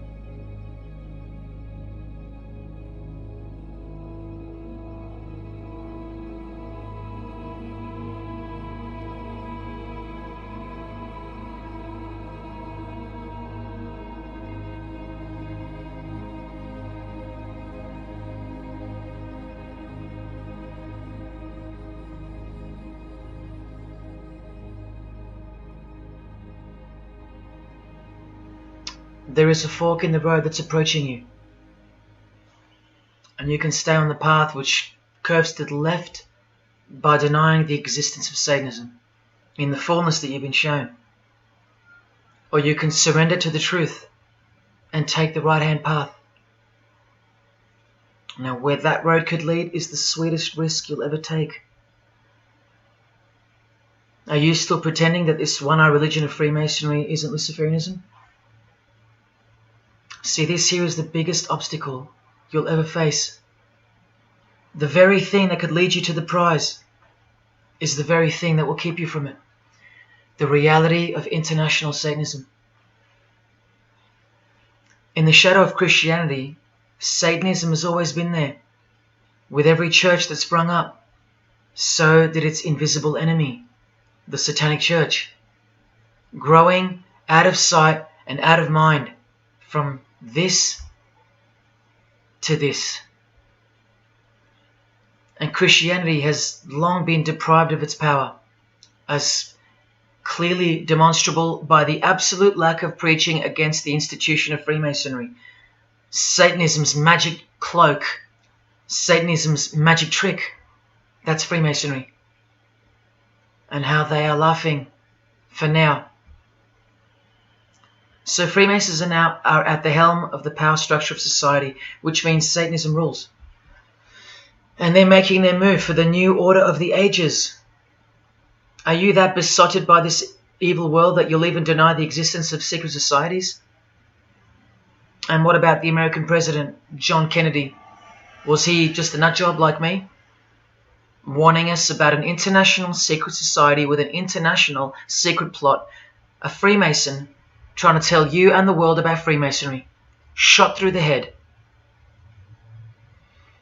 I've shown you who they are. I've shown you how they successfully operate with degrees of initiations and horrific and illegal oaths of secrecy. And I've shown you why they are a secret society. I've proven it to you. And only now that I've done that, I can show you in this many minutes what the shocking new order that Freemasonry has so cautiously been guiding us toward actually looks like. And of course you won't believe that either. By now there's a 98.5% chance that you belong to the world. And in that case, the world can do, will do, and is doing whatever the hell it wants to with you. And when all you have is the world, you'll do anything to hold on to it. Christian or not, most of you will follow this world straight to the slaughterhouse in the name of peace, safety, and progress. Clinging to it, because all you love is inside it. Blissfully ignoring people like me warning you of who's really in charge of it. Men, women, actors, singers, businessmen, and politicians, all interlocked, whose God is named Lucifer. You've seen it with your own eyes, but now you can hear it with your own ears from this 33-degree Freemason in person, just in case the Masonic literature wasn't enough for you. Okay, define Lucifer for me. Pure, virtuous, wholesome, innocent individual that's out to help people. Lucifer is? Yeah. Say that again. Lucifer is a pure, holy... Virtuous. Virtuous. Now, see the Lucifer that God created? That's the same one. Oh, man, this is great. I'm going to put this on the internet. Oh, God bless you, brother. Because that's exactly what the Shriners and Masons teach, is that Lucifer is light. No. And what about those hospitals? You know what, sir? Jesus said, many will say to me on that day, Lord, Lord, we did not do these good deeds in your name. And you'll say, away from me, you workers of iniquity. I never knew you. Jesus said it? In Matthew chapter 5. You've been bred from childhood to fall for the biggest lie ever told, that Satan doesn't exist. And if Satan doesn't exist, well then neither does Jesus. And while your heroes and idols know full well that they do exist. And when I say you've been bred from childhood, I mean just that. Walter Disney was a high-ranking Freemason. He is a Masonic stamp dedicated to him, and his very exclusive Club 33, which stands for the 33 degrees of Freemasonry. And who's the god of the 33rd degree Freemason, Walt Disney? Or Walter hides the answer in plain sight, because that's what Freemasons do. Firstly, the God of Mr. Disney is wicked. See how they veil evil with a cloak of innocence? What does the word veil itself conceal? Secondly, Walter's God is horny, symbolized by the horned god of the witches. And we all know Walt Disney loves magic, which is witchcraft. So the depictions of sex are hidden in plain sight as well.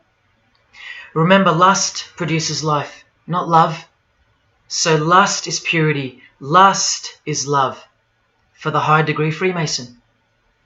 And thirdly, he hides the number of his God's name in the open as well.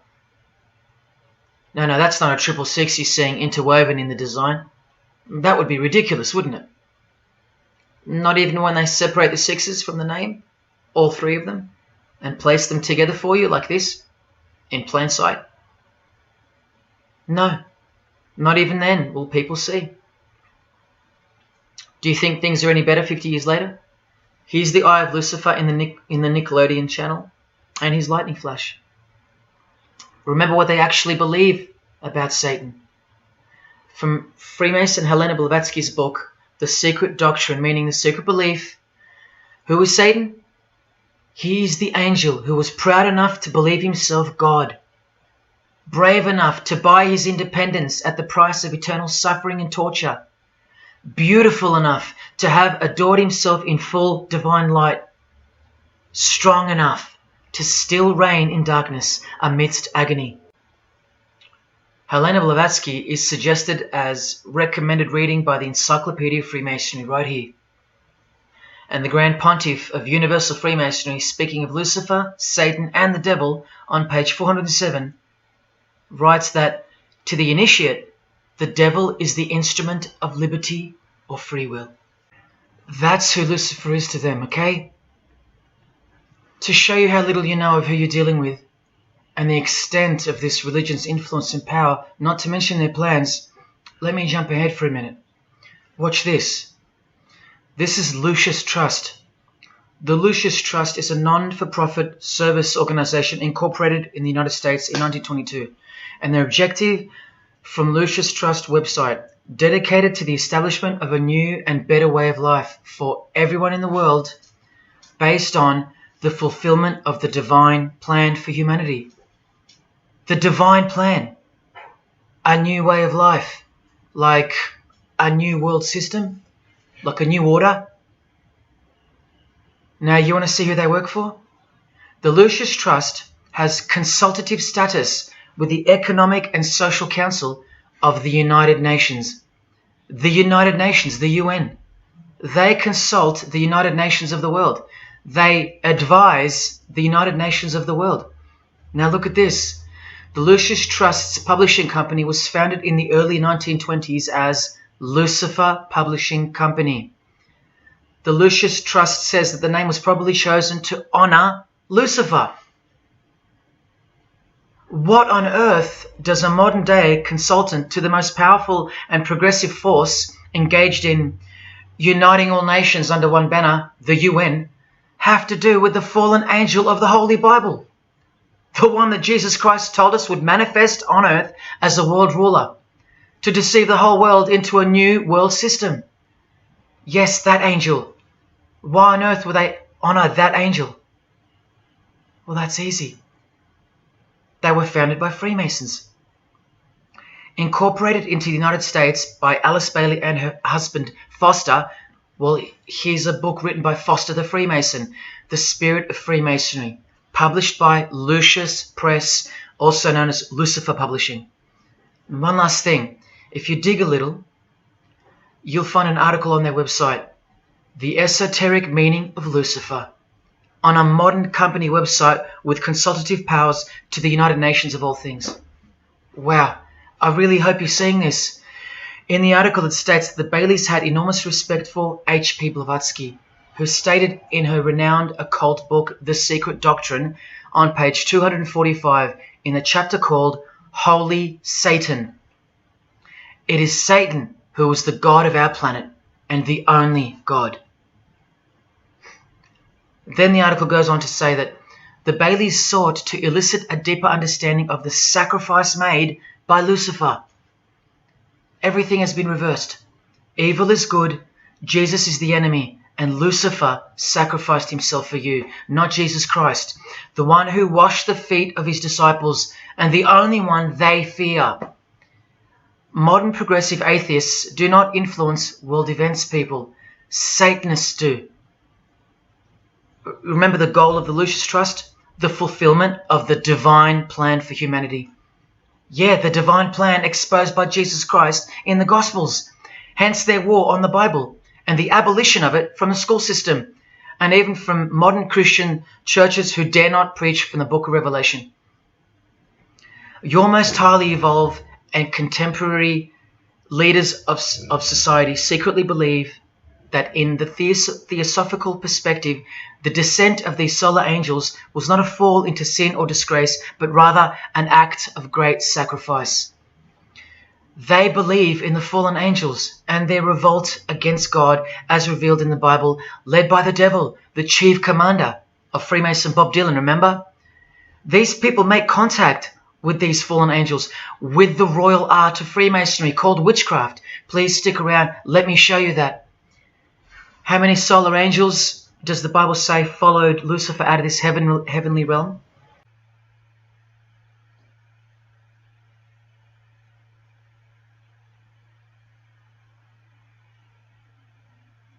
A third of the angels makes 33%. Does that number sound familiar yet? 33 degrees of Freemasonry. Just a coincidence? From the Gospels again, which expose these people every time. Do not let anyone who delights in false humility and the worship of angels, and who has access to some visionary world, beguile you, trick you of your reward. You still don't believe that the false humility of the charitable fraternity of the Freemasons is behind it all? Well, Blavatsky also published a magazine called Lucifer with a woman named Annie Besant. And here's a letter written by Annie herself with the official Masonic letterhead. And here Annie signs off as a 33rd degree Freemason. Printed also in the left-hand corner, Annie Besant, 33rd degree, and a member of the Supreme Council. Undeniable and undisputable. Please don't make me prove it to you over and over. Have you caught a glimpse of who you're dealing with yet? They're all Freemasons, high-ranking. And they're all buffeted by a plethora of Masonic dupes who don't know any of this because they can't decipher the symbols and they don't care to try. They're proud and boastful and defensive of their beloved fraternity, in which they get to rub shoulders with the most important people of their suburbs, cities and towns, and in which they got on their knees to take blood oaths of death, calling other old decrepitated men worshipful master, yet still they think it's innocent and has nothing to hide. Delusional and lost, almost beyond hope. Some of them still think it's a Christian organization, just like the founder of the Satanic Church described. What do you get when you carefully conceal Satanism with Christianity? You get Freemasonry. People, Satanism is at the core of our world, and it is behind the new order that will be implemented soon enough. It will be all done through deception. You'll be tricked. Remember how I told you that the all-seeing eye sees that we're in hell? Well, the massive witch and Freemason Helena says so right here. Satan is the minister of God, Lord of the seven mansions of Hades, the angel of the manifest worlds. Hades means hell, manifest worlds means earth. This is who you're dealing with.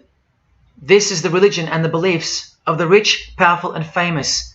And yes, politicians. Do you want to go back to sleep? You can sleep after this. Or wait till I show you what they're going to do to you, coming up in this many minutes.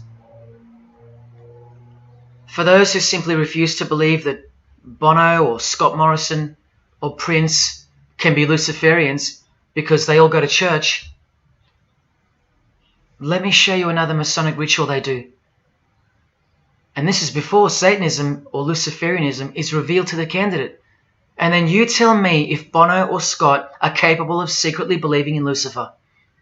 It all starts here with the Masonic apron. Different kinds signifying different grades. Have you guessed what it's hiding yet?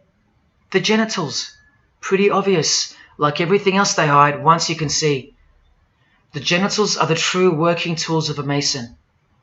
Freemasonry is foundationally a sex cult, like Satanism, because it all starts with sex, doesn't it? Life itself starts with sex.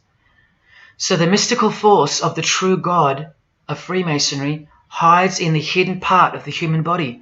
That's the Holy of Holies, covered by the Masonic apron, the seat of God, the seat of Lucifer.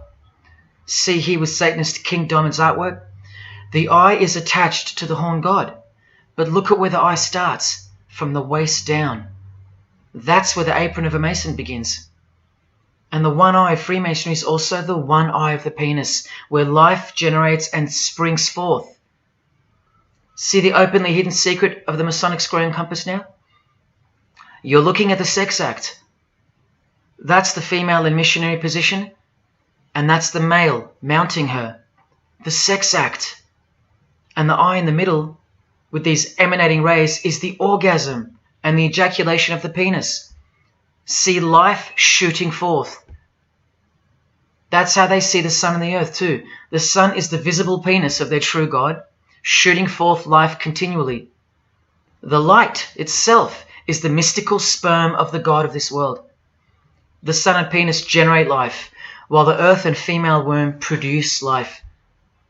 The letter G, when replacing the I in the middle of the square and compass, stands for generation, sexual generation. The practical aspect of Freemasonry and Satanism's religion is that of a sex cult. You see Rod Stewart telling you he's a Freemason? By displaying the hidden hand of Freemasonry, also known as the Master of the Second Veil, and look at his other hand, taking the Masonic apron's place for covering his penis, which is the Holy of Holies, the seat of God for the Mason. And from the Grand Pontiff of Freemasonry, Albert Pike, hence the significancy of the phallus, the penis, or of its inoffensive substitute, the obelisk. Straight from the horse's mouth, the erect penis graces us, or should I say disgraces us, with its presence in every country in the world, marking its territory. The Masonic obelisk in our face, everywhere, making its bold statement, yelling, screaming in silence. This is another reason why we're considered the ignorant and stupid masses. Another example of hidden in plain sight. And here's an erect penis on the front page of the female Freemasonry magazine, The Eastern Star. I once stood in front of this obelisk in Sydney, and I must have asked 30 people what they thought it was. Not a single one of them knew. To the Freemasons of the higher degrees, the whole universe is in fact one giant and continuous sex act. This is the structure of Freemasonry. You can take this path to the top or this path. And way up here, you have the Order of the Mystic Shrine. The Mystic Shrine is what's found behind the Masonic apron, because that's where life comes from. That's the Mystic Shrine. You have to be a 32nd degree Freemason to be asked to join the Order of the Mystic Shrine. And then, once you're inside, you can be invited to join this order, the Royal Order of Jesters. See, Freemasonry is like Russian dolls, and Satanism is at its center. Look at some of the pins and lapel designs for the Order of the Jesters. You can only join them unless you're at least a 32nd degree Freemason. Sex and debauchery. Erections. The adoration of the phallus. Masturbation. Devils. Demons. Fallen angels. This one here, mocking holiness, reference to the anus, and sodomy, anything to mock the Bible. This disgusting one has King Momus sitting on a female's face, and hidden in plain sight is the square and the compass, for those who have eyes to see. Bestiality, yes indeed. this bagpipe player has an erection and the sheep is running away scared. Self-explanatory. This character has an emphasized eye, if you can see that, and the skull has an emphasized eye also. The wink and the one eye of the Indian. And the secrecy, the symbols of secrecy. On the far right here, the monkey covers his groin area, symbolizing the Masonic apron, and the black and white dogs, well, they symbolize the checkered floorboard of the Masonic Lodge, which is sexualized male and female principles. The horned god, where evil and good don't exist. And in the first degree, Masons are given a Bible stamped with a square and compass, oblivious to the inherent mockery and the foundation of the whole fraternity, as alluded to here with a genuine Royal Order of Jesters private lapel. This is a certificate that a jester receives after his initiation, and you see here their patron is named King Momus, and he was a god, or a daemon, which is a variant of the word demon, who was expelled from heaven, as the legend goes. Sounds just like Lucifer, because it is. Did Freemasonry disassociate themselves from the tax-exempt branch of Freemasonry known as the Jesters? Well, no, they didn't. Because, I mean, this is rare footage of an event within the lodge. Now, I'm sorry about the quality of this, but this is a Masonic lodge. So for Masons that want to say that the Jesters are contrary to Masonry, well, look. Look at these dirty old men. Masters of the lodge, with sublime morals. All married, probably all have daughters and granddaughters, yet still this, inside the lodge. But for you it should be obvious, because you can see the square and compass, the sex act, and the all-seeing eye right in the middle. I told you that Satanism was the oldest religion in the world, and it is. The sex act was ritualized and organized as a religion before we called it Satanism. But Satan has always been the god, the horny god, the horned god of these sex cults. All of them, from Sumeria to Egypt to Greece and so on, that's called paganism. And the real Bible of the Freemasons and the pagans, the one not written by hand, the one that's older than any book, the one that supersedes all the rest in age, thus making it the purest and most unadulterated word of God in the eyes of the Freemasons, is nature. Nature is their Bible. And before you think there's nothing wrong with that, wait a second, because you're not thinking straight. Ask a Mason, whether he be a first degree or a 33rd degree, what is Freemasonry? And the universal go-to answer is this: a peculiar system of morality, veiled in allegory and illustrated by symbols. Now, why would you need to veil your morals? Because in their peculiar system, evil is good and good is evil. That's Satanism 101. A peculiar system of morals. That should tell you something. That should tell you everything. Why would your morals need to be a secret? Because their deeds are in fact evil. Glorifying the laws of nature, where cruelty and self-obsession are virtuous characteristics. That's nature. Nature is as cruel as she is kind. The checkered floorboard, where everything is legal. It's Christianity that lives in reverse. The first shall be last. Love your enemies. The meek shall inherit the earth. These are unholy and unnatural concepts in the eyes of visible nature, the nature of Freemasonry, which is Satanism.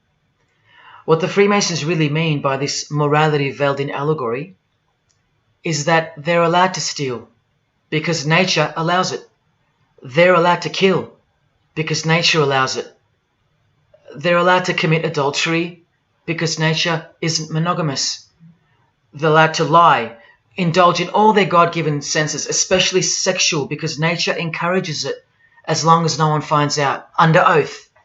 Jesus said, narrow is the road that leads to life, and broad is the road that leads to destruction. The Freemason of the century says, no true Mason can be narrow, for his lodge is the divine expression of all broadness.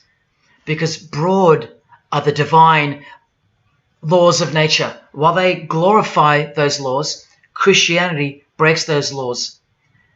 It becomes supernatural, because only then can you love your enemy. And so it goes that Christianity is despised by Freemasonry, the real Freemasons, because their Bible is nature. And by nature, they know the personality traits of their God, Satan, because he's the God of this world, just as the Freemasons, the enemies of mankind, say that he is. And just like Jesus said he was too. So they believe that Jesus is evil because he denies human nature and burdens us with the knowledge of sin. Observable nature, that's what guides the Masons' ethics and the Masons' morals. That's why they're called Freemasons. Believe you me, because they're free from moral obligations, free from sin, from guilt. They're free from Jesus Christ. These people are introducing this new system of the world, this new age. You're going to miss Christianity when it's gone. Mark my words. Because you have no rights in the eyes of nature, which is the Bible of Freemasonry and Satanism. And soon that will become painfully plain as a fact of life. Now please, I give you fair warning of what's to come in this presentation. It's very disturbing, or at least it should be. But cause to celebrate follows the disgusting things you're about to see. This is precisely where my own life and well-being come into danger. So let me say this right now. If you hear of my sudden death, or of my possession of 0.5 kilogram of cocaine or child porn, or my overdose or my suicide, remember this video. And if something so unfortunate should happen to me, may it serve as a catapult to you and as a remembrance of the conclusion to this presentation, which is this many minutes away. Do I really think they're going to make me pay for this video, for breaking my oaths? Well, seeing as people are so far gone, lost in the illusion that secret societies have constructed around you and inside you, and seeing as they can simply pull this video down, close my account and whatnot, no, I don't think they'll come after me. But if they do, let me say this to the Grand Lodge that orders my demise right now. Jesus wins. So in saying all that, here we go. Is Scott Morrison a Satanist? I'll let you answer that. Here is a ritual that Scott and every Freemason from this guy to this girl have performed. There is one Masonic apron you'll never see being worn. This one. And when I bumped into it, I thought it was a fake. Until I found this in Richardson's Monitor of Freemasonry, official Masonic literature, written for Masons only. On this page, what is that head doing there? You'll find out in a sec. Let's read the description of the apron worn in this degree. Speaking of the initiates, it states, they wear white aprons sprinkled with blood red and lined and bordered with black. On the flap of the apron, a bloody arm holding a dagger, and on the apron, a bloody arm holding a bloody head by the hair. Now this is why there's an illustration of a decapitated head. And this is going to become to a bone-chilling conclusion. So during this ritual, the candidate removes the blindfold and discovers a basin of water with a tumbler beside it. He is also astonished to find a human head lying on the floor. The master of ceremonies returns and directs the candidate to take up the knife in his right hand and the head in his left. Yes, this pope, this rock star, this pop star, this actor, this actress, and this beloved Prime Minister. This is what they've done. All of them, hands down. And you thought all you needed to be is talented to succeed? No, you need to belong to the secret society called Freemasonry. And believe me, when you belong to them, you belong to them. Now you tell me, can these people end up believing in Lucifer? Is that really a stretch? Carrying around a bloody head? Swearing to have your brain cooked, tongue torn out from the roots if you ever reveal anything? No, the stretch is that you think they couldn't believe in Lucifer. That's the stretch. Lucifer, the one who sets you free, remember, from sin, by sinning. Can you now see the bloody spirit of Freemasonry lurking behind the veneer of charity and the veneer of Christianity? Because Scott Morrison goes to church, apparently. The Pope is a Christian, apparently. But look at these people.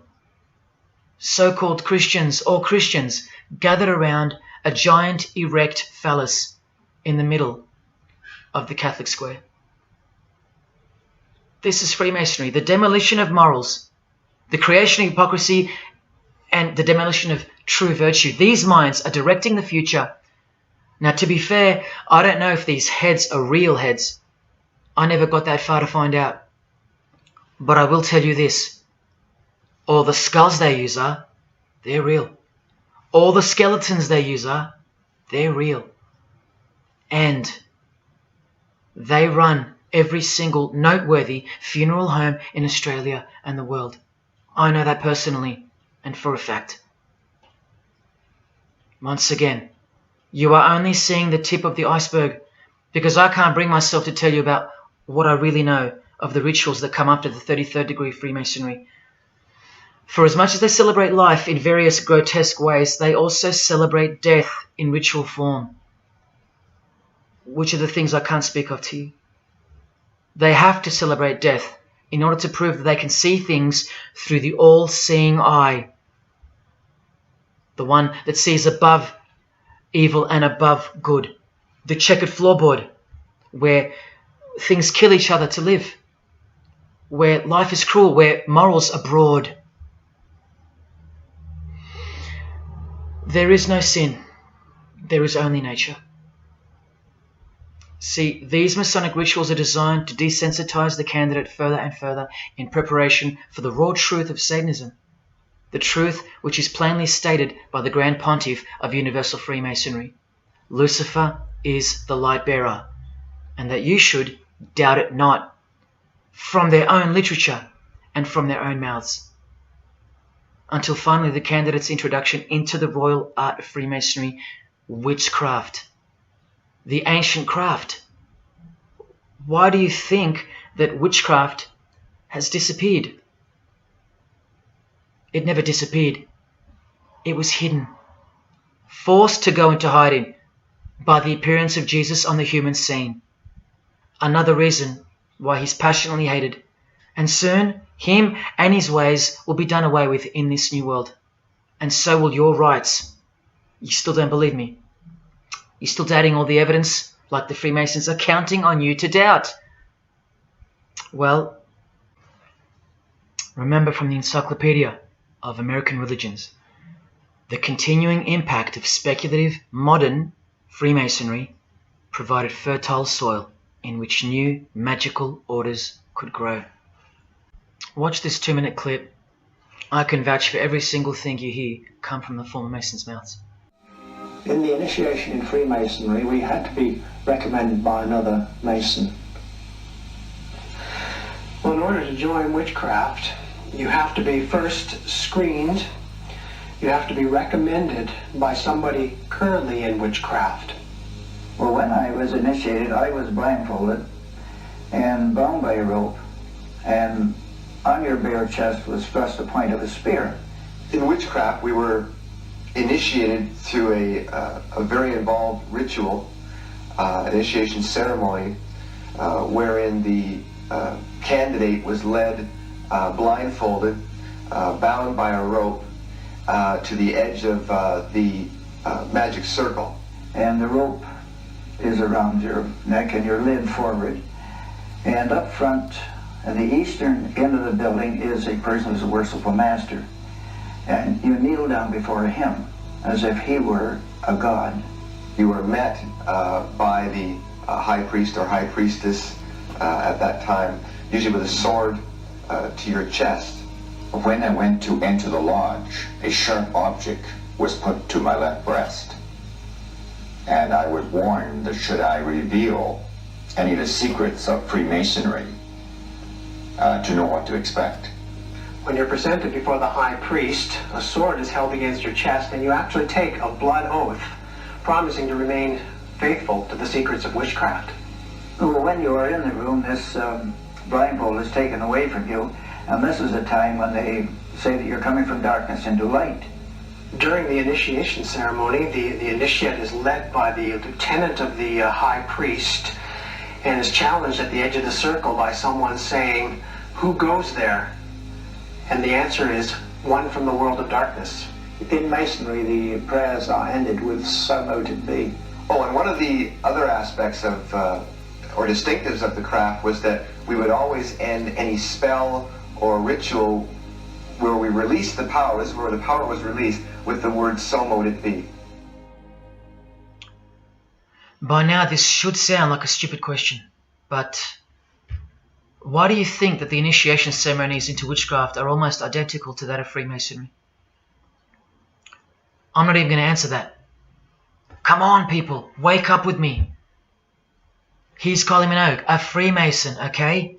Hidden hand of Freemasonry and the one-eye symbolism of the god of her religion. Now here she is giving the vow of silence, but what the masses fail to see is what's written on the book she's holding. Witchcraft, the royal art of Freemasonry. This is what her vow of silence is referring to in the picture. Yes, Kylie Minogue is a witch. And if you're still that deluded by the magic wand that is television, entertainment, movies, media and whatnot, then you'll no doubt fail to use the incredible eyes that God gave you, from which to see the real world with, the evil world, where Satanists are at the helm. The ban on witchcraft was only officially lifted in England in the 50s, after more than 1500 years. So that tells you who's in control now. And when I give you a glimpse into witchcraft in a minute, you'll see why it's evil. And why it should be anything but legal, even when using it for so-called good, because the well they draw from is poisoned. But thanks to propaganda, the craft of the witch has been absorbed into the realm of fantasy. Justin Timberlake here is also referring to magic in this cover art, with the all-seeing eye looking through the number of their god. Magic. Magic is a much smoother and more acceptable word than witchcraft, that other word. That word still retains its ferociousness, its true character, but that word has been sterilized. That word isn't real to you anymore. You can't feel it for what it really is. Or if you do, your mind has isolated it, confined it to some small groups of unimportance scattered here and there over this diverse world. And so it's nothing to be feared or concerned about. But that's the furthest thing from the truth. Now, some witches want to say that witchcraft isn't Satanism. That's either more delusion or misdirection, as confirmed here by Anton LaVey in the Companion to the Satanic Bible, when speaking of the followers of the Witchcraft Not Satanism school. He writes very accurately that they cannot afford to admit to an affinity with anything that bears the name Satan. He knows where the power of witchcraft comes from. Now, does that mean that Justin Timberlake is a Satanist because of his symbolism and the use of his word alluding to witchcraft in his artwork? Well, yes, actually, that's correct. He is. Here's a quote from one of his songs. You want to see who else is in good company with these famous idols? Suzanne Atkins. Same sign, same religion, Satanism. Do they all have to admit it in the English language for you to believe me? Or can the symbols they use finally be enough for you? Look at what another legendary Freemason, Arthur E. Waite, states. Out of evil comes good. And the confusion of tongues gave rise to the ancient practice of Masons conversing without the use of speech. Out of evil comes good, so it's good to do evil. That's what he's saying. See, I'm trying to include you into the conversation that the Freemasons are having with each other in public via symbolism, unbeknownst to you. Listen to what famous US footballer Tom Brady said regarding his wife. So, man, I listened to her. And right after the game, she said, "See, I did a lot of work. You do your work, I do mine." She said, "You're lucky you married a witch. I'm just a good witch." Well, this is Tom Brady. And this is his wife. Both initiated into the secret society. Of course they are. Wait, she's not displaying the one-eye symbol of the Freemasons, is she? That's just art, isn't it? Well, no, it's not. She's a witch, and her husband just told you she was. Here's Steve Miller's front cover to the famous song Abracadabra, and he covers his eye because he's a member of the one-eyed religion, and abracadabra is a legitimate word used in witchcraft. Here it is in the 100-year-old Encyclopedia of Freemasonry. Why would the word abracadabra be in the Encyclopedia of Freemasonry, the fraternity that runs charities, hospitals, nursing homes, and that secretly supply us with popes, presidents, prime ministers, kings and queens, and the bulk of our entertainers? Why? You know, I really think it's time to show you what the Satanists dressed as Freemasons are going to do to you and the world to finally establish their new world, their utopia. And this is going to be the segue into that. This is my last practical example of Freemasonry's satanic roots. And then I'll close this presentation with the most shocking thing you'll see or hear. You probably won't care, but to the precious few who remain, I will send you off with the greatest and most beautiful shock of all.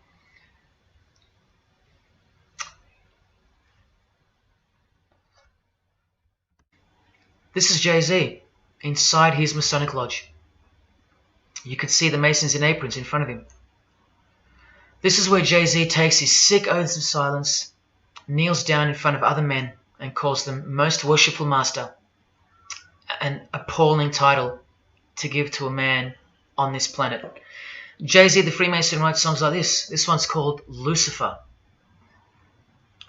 And in Empire State of Mind he writes, Jesus can't save you. Life starts when the church ends. Oh, but he can save you, Jay-Z. He can even wake you up just before you collide into a concrete wall doing 120 kilometers an hour. I should know. This is fellow member of the craft Alicia Keys, who sings on the track. Here she is, showing her allegiance and wearing the broken and bloody cross of Jesus Christ, the occult peace sign, pure hatred for Jesus. There is peace when your conscience has been killed, seared to sin, and you can indulge to anything. A false and temporary kind of peace, no doubt. Here's a shot of Jay-Z's clothing line, purely Masonic, The Craft. Well, this is the craft he's referring to. This is him with well-known witch Marina Abramovich, also showing her sign of allegiance to Freemasonry. Now here we go. Here's Jay-Z wearing a most revealing top and the dead giveaway that you need to see behind the curtain of Freemasonry. Do what thou wilt. Do whatever you want. That's the adopted motto of the most notorious Satanist of the 20th century, 33rd degree Freemason, Aleister Crowley. Here is his certificate of appointment, known as the 33rd degree inscription and the double-headed eagle of Freemasonry. And here, next to his name on the certificate, including the symbol for a Grand Commander of Freemasonry, as shown in their encyclopedia. But to really confirm that he's a Freemason, here he is doing the Masonic sign of the Master of the Second Veil. Now here's a legitimate letter from Aleister. Again, the addition of his inscription of the 33rd degree, and he signs off with a symbol of the past Commander of Freemasonry. What does he write beside it? Baphomet. This Baphomet. Now listen to this man to get a clearer picture of the truth behind the secret religion of the stars and the leaders of the world. Aleister is the founder of a Luciferian church called the Ordo Templi Orientis, and he named himself the Beast 666, straight from the Bible, depicting the number of wickedness in human form. In his what's called Liber's writings, he says, "With my hawk's head, I peck at the eyes of Jesus as he hangs upon the cross." Do you see the hatred? You think they don't hate you too? Keep watching. And from the equinox, with the all-seeing eye of Freemasonry, this illustration. What does it mean? The writer himself explains. The picture is symbolic of the new eon, the new age. From the blasted stump of dogma hangs the hag with dyed and bloody hair, Christianity. There's a massive glimpse into the New World Order that's coming. Keep watching. And down here, do what thou wilt is the true nature. The true nature, remember? The broad morals. There is no such thing as evil. So do what you want. Can you see the Masonic future yet? Can you see the hidden hatred that pulses through its veins? If they believe in do what thou wilt, what do you think they will do to you? And what do you think they'll do in order to build this new world? This is from a commentary on his book of the law. The Beast 666 adviseth that all children should be accustomed from infancy to witness every type of sexual act. Do what thou wilt. And what about the royal art of Freemasonry? Magic is the highest, most absolute, and most divine knowledge of natural philosophy. What a statement. The highest, most absolute and divine. Well, let's have a closer look into some of the more hidden secrets of the most divine natural philosophy known as magic. Any living being is a storehouse of energy, varying in quantity according to the size and health of the animal. At the death of the animal, this energy is liberated suddenly. The animal, therefore, should be killed within the circle, within the magic circle, so that energy that's released can be captured and directed to serve the will of the witch, male or female. This is a science, a hidden science. But now hear this, coming from a 33rd degree Freemason, and don't you forget that. For the highest spiritual working, one must accordingly choose that victim which contains the greatest and purest force, a male child of perfect innocence and high intelligence is the most suitable sacrifice. Can you see? This is who Jay-Z is quoting on his top. This is who this Jonas brother holds in high esteem. This is who the Beatles have on their front cover as a figure they admire. No, worse, they put at the top. This is the same picture of the front cover in a mirrored form, and after some kaleidoscoping, you'll find this. Fellow Freemason Aleister Crowley sits at the top, and down the bottom there even appears the phallus with the testicles, and up here the vesica Pisces, also known as the vagina. Does this picture make more sense now? All Freemasons, yes indeed. And by the way, that's where Jay-Z got his symbol from Satanism, as portrayed here by Satanist and Freemason Aleister Crowley and by Satanic Church founder Anton LaVey. Does anyone still think that Freemasonry isn't Satanism in disguise? Let's finally take a peek into the royal art of Freemasonry. And this is the briefest way I can show you from the complete book of magic and witchcraft. This is a practitioner's manual, not from some bogus author trying to expose witchcraft. Just so you can get it through your head that this is real and this is protected. The writer or compiler of this God-forsaken book warns the reader that the recipes may seem disgusting, that the knowledge revealed has been forbidden, and has caused suffering and death to witches and the victims of witches. You don't think witchcraft was a serious menace in times past and present?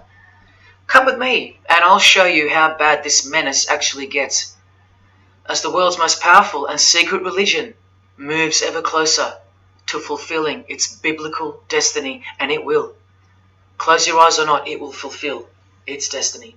Firstly, let's connect this sick art straight to modern Freemasonry with the word abracadabra, both written in triangular form, from the Manual of Witchcraft and from the Encyclopedia of the Secret Society that your Prime Minister belongs to. And just like high-ranking Freemasons, male and female witches also drink out of a human skull. But here the practitioner drinks wine, in which they first dissolve or boil the brains or heart of an animal, before consuming it all from the human skull. In this ritual, the initiate is instructed to drink in the night at spring water, out of a skull of one that hath been slain. That's right, out of the skull of a human who's been murdered or sacrificed. Otherwise, eat a pig with a knife that slew a man. Please don't turn away. Look straight ahead and open your eyes to the planet you are on, because the real monster under your bed doesn't actually go away when you close your eyes. In other rituals of the craft, you burn a rooster while he's alive, with the use of a poisonous plant used in ointments and potions of witches. You can assure death and destruction on a victim. You want to make a female enemy sterile, or a male enemy impotent for the rest of his life? Otherwise, you can just kill them. The hand of glory is the severed hand that is dried and preserved to be used in black magic. Yes, a dead human hand. A black circle is most effective for operations of evil. The use of blood and sex in ritual was considered helpful for obtaining the necessary energy to successfully work magic or achieve mystical insight. But here's where the darkness thickens even further. Animals such as black cats or children may be sacrificed, and participants may drink the blood of the sacrifice. And just so you know that Stanley Kubrick wasn't joking, an orgy of participants sometimes follows the mass. No remorse, just science, the science of witchcraft, the royal art. And here, what's necessary for the working is the fat of young children, dead children. How many children do you think go missing in Australia every year? That's how many. And what about the world? Is it 1 million? Well, according to the International Centre for Missing and Exploited Children, it's 8 million children per year.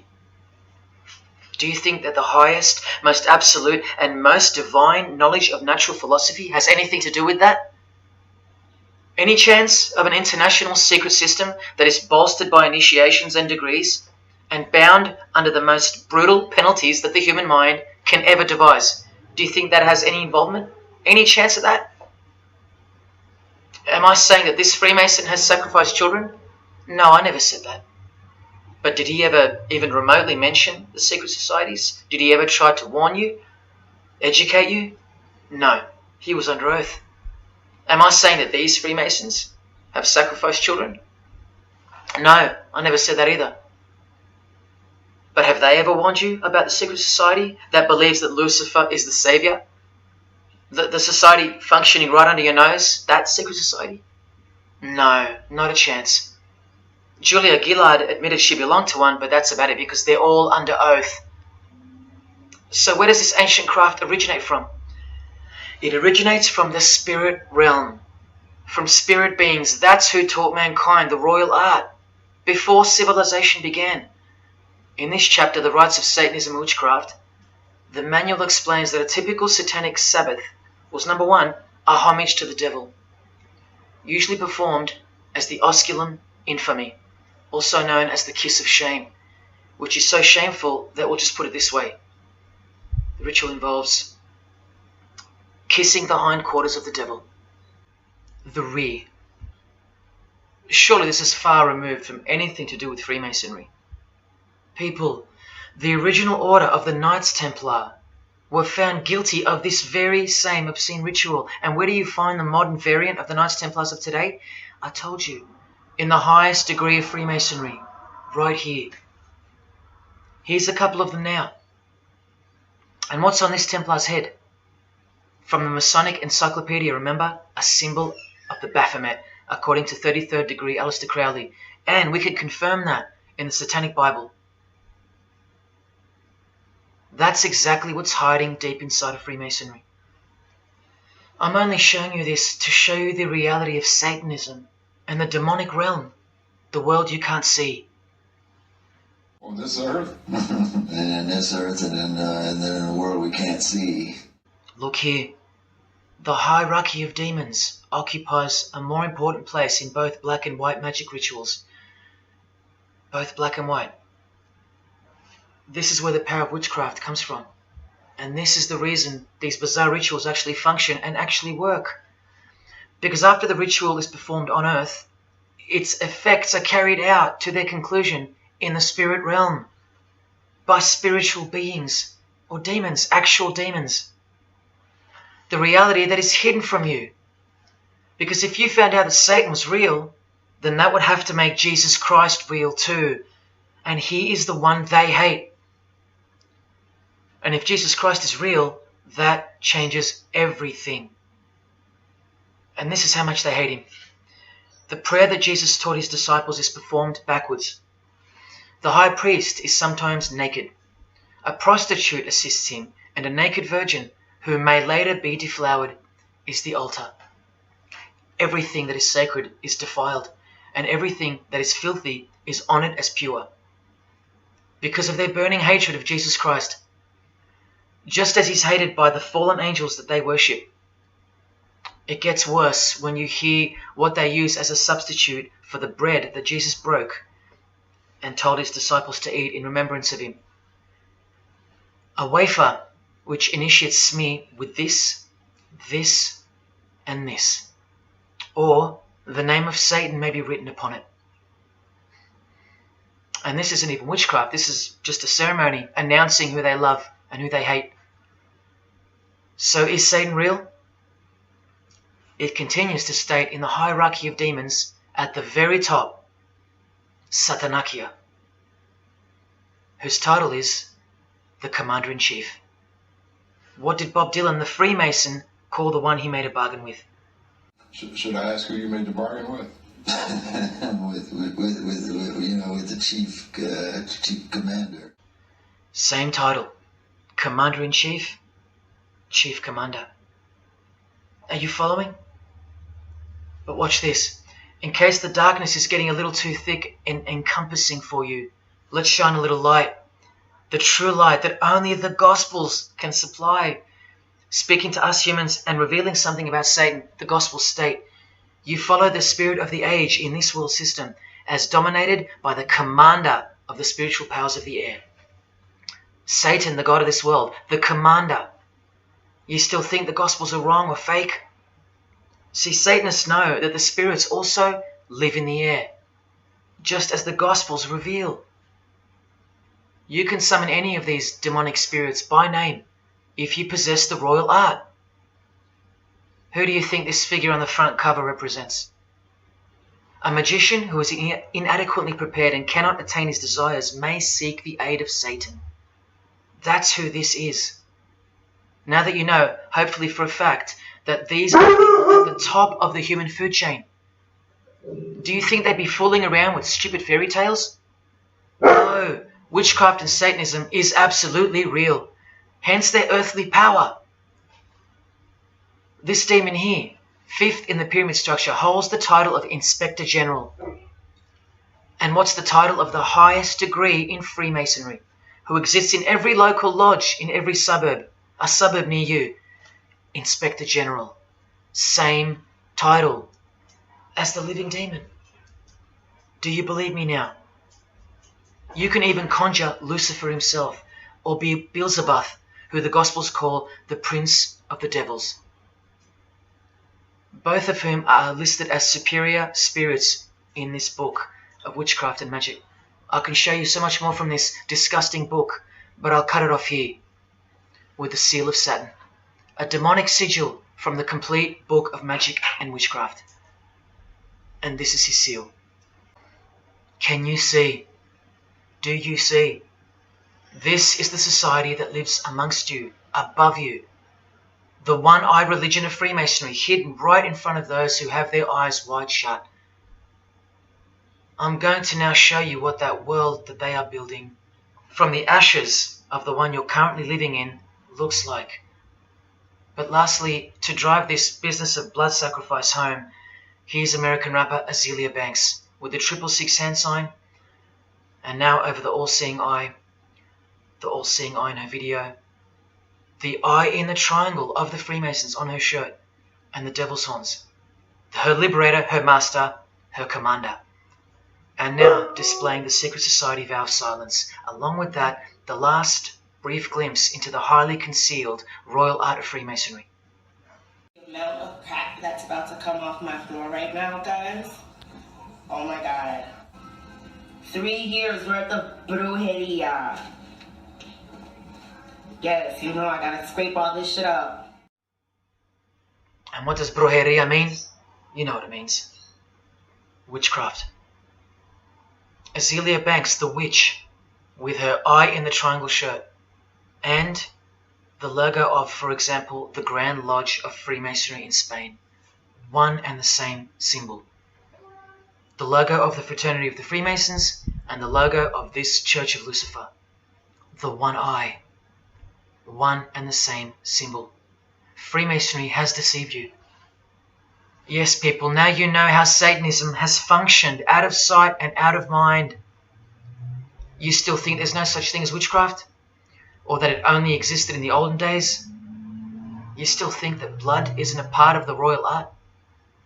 You still think that local Masonic lodges of the world are not filtering systems for Satanists and a cloak for organized Satanism with a grand master plan for the world? You think there's nothing to the blood sacrifice of Jesus Christ? After seeing all this and the Azealia Banks clip, and after realizing that there exists a hidden and guarded science of the art of blood sacrifice, you think there was no science behind Jesus' crucifixion, a deeper reality that we can't see or understand? You think Jesus didn't know what he was doing? Or are you one of those who still think he didn't exist? Tell me, how can they hate something that doesn't exist?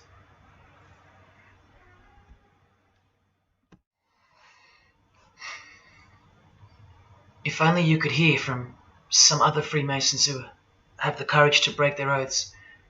But you won't. You won't. This is probably it. But I once heard from a Freemason, an honest one, in about 2016, after I posted this picture on Facebook. He knew. He knew the truth. Just like you do now, or just like you should. And he wrote to me. And he said, by the time we are done, every church will be a brothel. Well, in case you think that that's impossible, this is a fashion show that was held in a church, a real church, and it was organized by high-ranking Freemasons, who you will see now to be Satanists. Designed to be a heart-wrenching mockery and a colossal sign of the times, this event. Just so you know, it's a Masonic production. Here's the inside of a lodge. See those twin pillars? Well, here they are. See the Masonic checkered floorboard? Well, there it is. See the Masonic square and compass? Well, there it is. And do you see the eye of Freemasonry? Yeah, there they are. The lower square in the square and compass has been disfigured so that as to not make it too obvious. But now that we've established that, here is the spirit of Freemasonry, as displayed through just a few of the models. This one wears the horns of the Baphomet, the horns of Satan, with his all-seeing eye in the background. More horns. This model wears the all-seeing eye, as does this one. And this disgusting thing with another huge all-seeing eye of Lucifer in the background. Then there's this, with a satanic pentagram on her face. And finally, this male model in a skirt with two satanic inverted crosses of Jesus Christ on his top in a church. Oh, the morbid victory of the Freemasons. Unstoppable. For now. When people like Lady Gaga cover one eye while wearing an inverted cross, and you don't see the connection of the one eye symbolism to Satanism, then your observational skills have been compromised. In the span of 2 days, I saw these ads in my local shopping centre. And that alone tells me that the satanic age is here, manifesting all around us, seemingly invisible, while you look straight ahead through the symbols. Just like the initiation process of the secret societies themselves, society at large must be incrementally introduced and seduced into further depravity and self-love. And haven't we been slowly but surely perverted over time, degree by degree, until we think that men dressing as women is beautiful and healthy, anal sex is a form of expressing love, the sick world of pornography is considered as liberating for women and men, and protected by free speech. In California, babies are allowed to be aborted after birth because it's a woman's choice. And that's not considered murder. A world where we should applaud young children like Desmond is amazing, cross-dressing while he dances for gay men at a gay bar on a podium because he's paving the way for the kids of the future. And we should get shamed, fined, and even jailed if we point out that this is sick, sinful, and dare call it evil, which is what it is. What spirit is behind Desmond is amazing? Oh yeah, an evil spirit, no doubt about it. You think Freemasonry and their peculiar morals aren't behind the decline of Christian morality and morality worldwide? It's all by design. The Masonic war on Jesus and the Christian social structure, generally undetected by human perceptions, and still people will write to me and comment on how absurd what I've said is. A cloud over the eyes of their heart. Well, I tell you this, there is no bigger axe that has ever been grinded than the one Freemasonry grinds. Because the appearance of Jesus Christ pretty much destroyed their religion, drove it underground, and they will have their revenge. Soon you're going to see it. We've all been initiated into the lowest levels of materialistic Satanism under the banner of secular humanism. I know blokes who think that life's great, mate. Life's terrific. Life's what you make it. Evil, Lucifer, Satan, these are just words that Christians invented to help them sleep better at night. There are no cults. There are no conspiracies. John F. Kennedy's speech about secret societies plotting against the world, that's not relevant anymore. That's history. There's no such thing as Satanism amongst civilized people. Oh, children, when darkness comes to your door, takes your wife, takes your health, your job, your home, your freedom, your children, then you call out, oh my God, this is evil. Why is this happening to me? Well, here comes the darkness. Here comes the evil. You want to know what the New World Order looks like? You want to know what the future holds? You want to know what horror is coming to our planet? As Jesus told us, for then there will be great distress, unequaled from the beginning of the world until now, and never to be equaled again. Ladies and gentlemen, welcome to the Masonic New World Order. These are the mysterious Georgia Guidestones, also known as the American Stonehenge. They are a set of granite monoliths which were constructed in 1980 and funded by an unknown and anonymous group and commissioned by a man using the pseudonym R.C. Christian. On a ledger beside the monument is written, "Let these be guidestones to an age of reason." Here we have a reference to a new age. With this, we get a clue as to the spirit behind the structure. The Age of Reason happens to be the title of a book by Thomas Paine. Now, you can colour him any which way you want to, but whichever way, one glaring colour shines through. Thomas was a hater of Christianity. That's the second clue to the spirit behind the Georgia Guidestones. The third is the fact that the Guidestones feature as what could be seen as a replacement to the Ten Commandments of the Christian God with the new Ten Commandments of the New Age. Because I will not steal, cheat, lie, kill, and so on. They're just, well, too narrow for the New Age, for the Age of Reason. Clearly designed to be a take on the biblical commandments, being 10 in number. They are all very vague indeed. But anyone can ascertain the horror that must first take place before this New Age can begin by looking at the first guideline. Because this one's not vague at all. Maintain humanity at under 500 million. That's right, a reduction of at least 7 billion human beings would be necessary for that.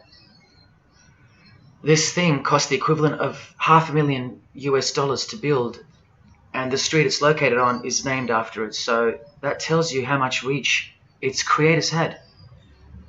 Its presence alone is a disgrace and a declaration of execution to most living people alive today. But let's go on to the fourth clue as to the spirit behind these monuments. the monuments outlining the Age of Reason.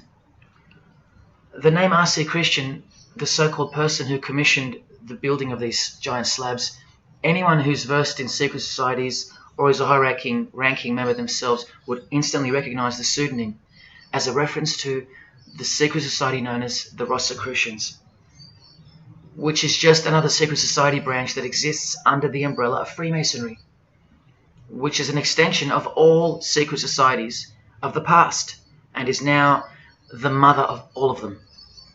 In this Masonic website, Worshipful Master Win Westcott urges the Freemasons to consider their status as Rosicrucians. The RC stands for Rosenkreuz.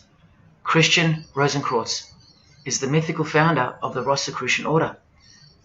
And as impossible as it is for me to prove that Thomas Paine himself, the writer of Age of Reason, was a Freemason, he did also write this book, The Origin of Freemasonry. That is the spirit behind the Georgia Guidestones, the satanic spirit, and a straight off the bat view of this approaching new age.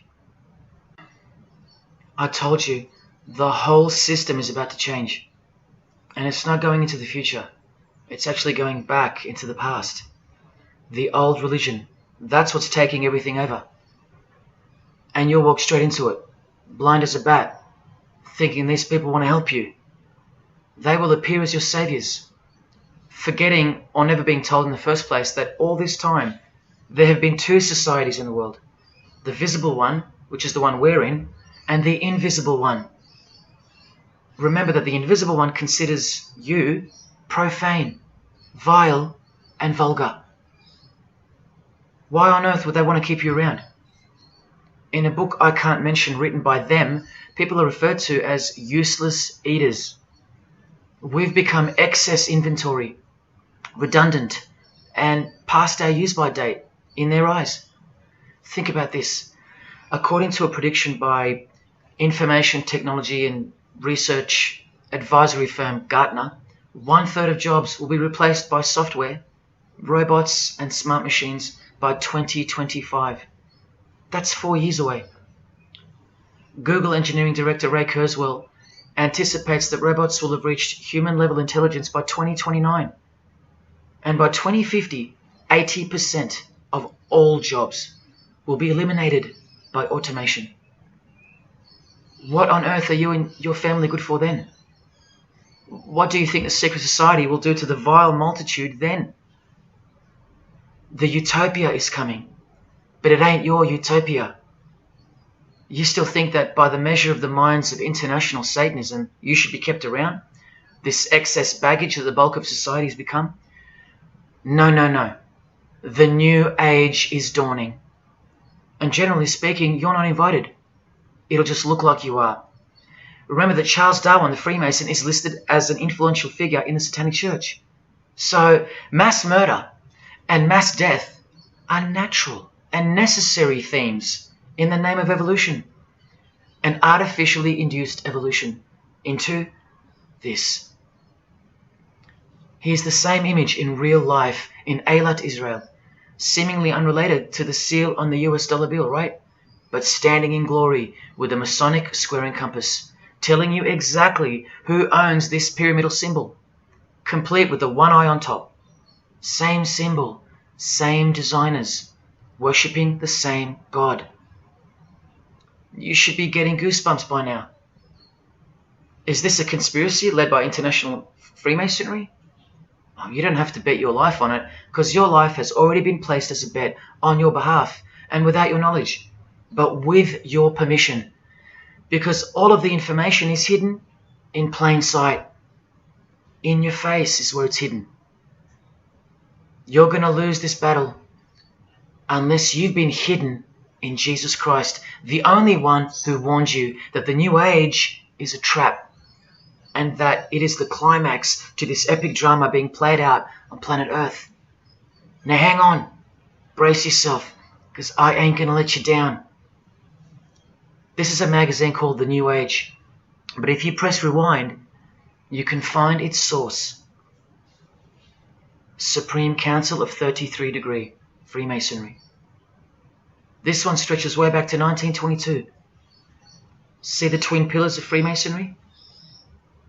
Look, this is 19th century Freemason and New Age pioneer Helena Blavatsky on the cover of this edition.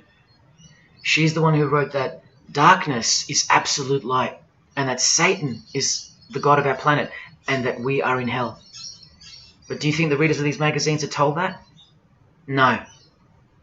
Darkness is sold as light.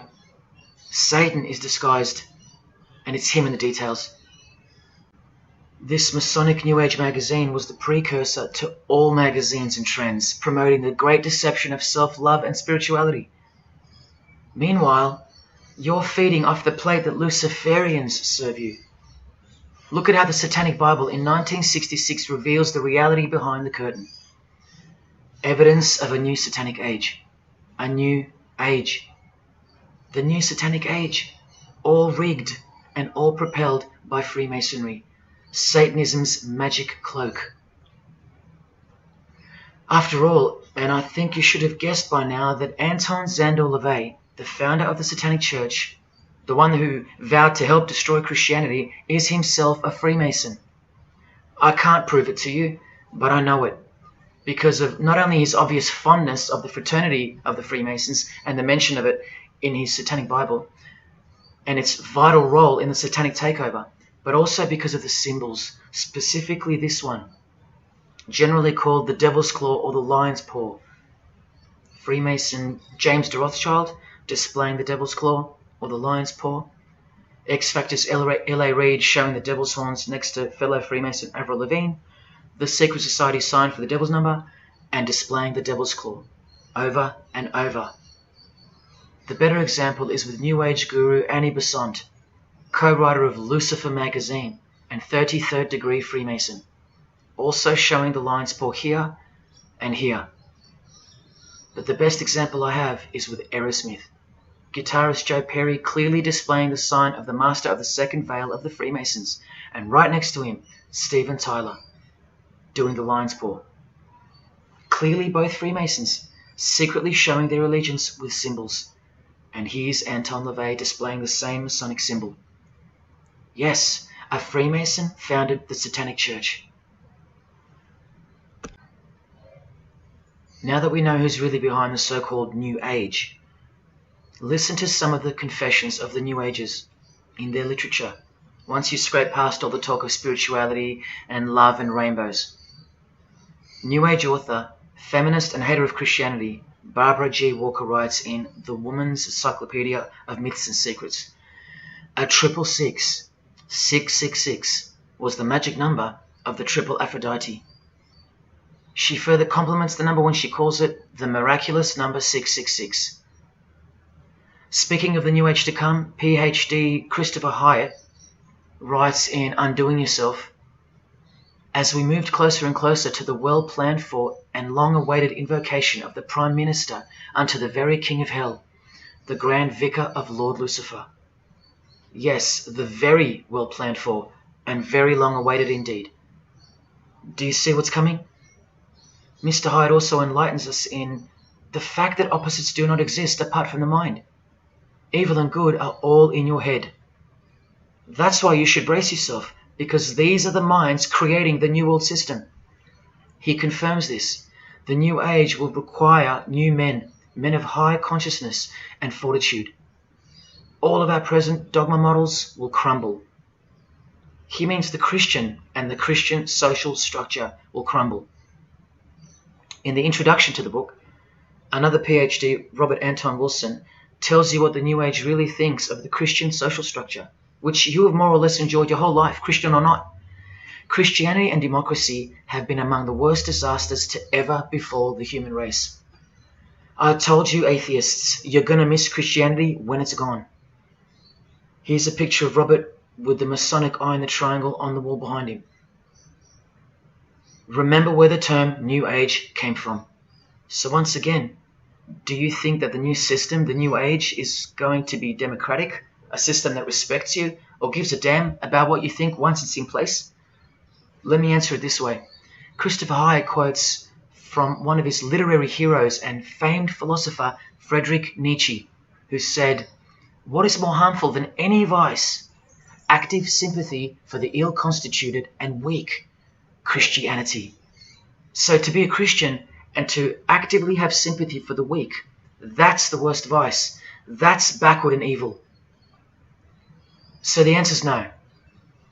This is what I'm warning you about. And look, Frederick's work has exerted a profound influence on modern history. That's from Wikipedia. You know what else Frederick said? You probably won't find this on Wikipedia. The domestic animal, the herd animal, the sick animal man. That's the Christian. And what book of Friedrich Nietzsche were these quotes pulled from? The Antichrist. Nietzsche also wrote Beyond Good and Evil. That's how the all-seeing eye sees things, remember?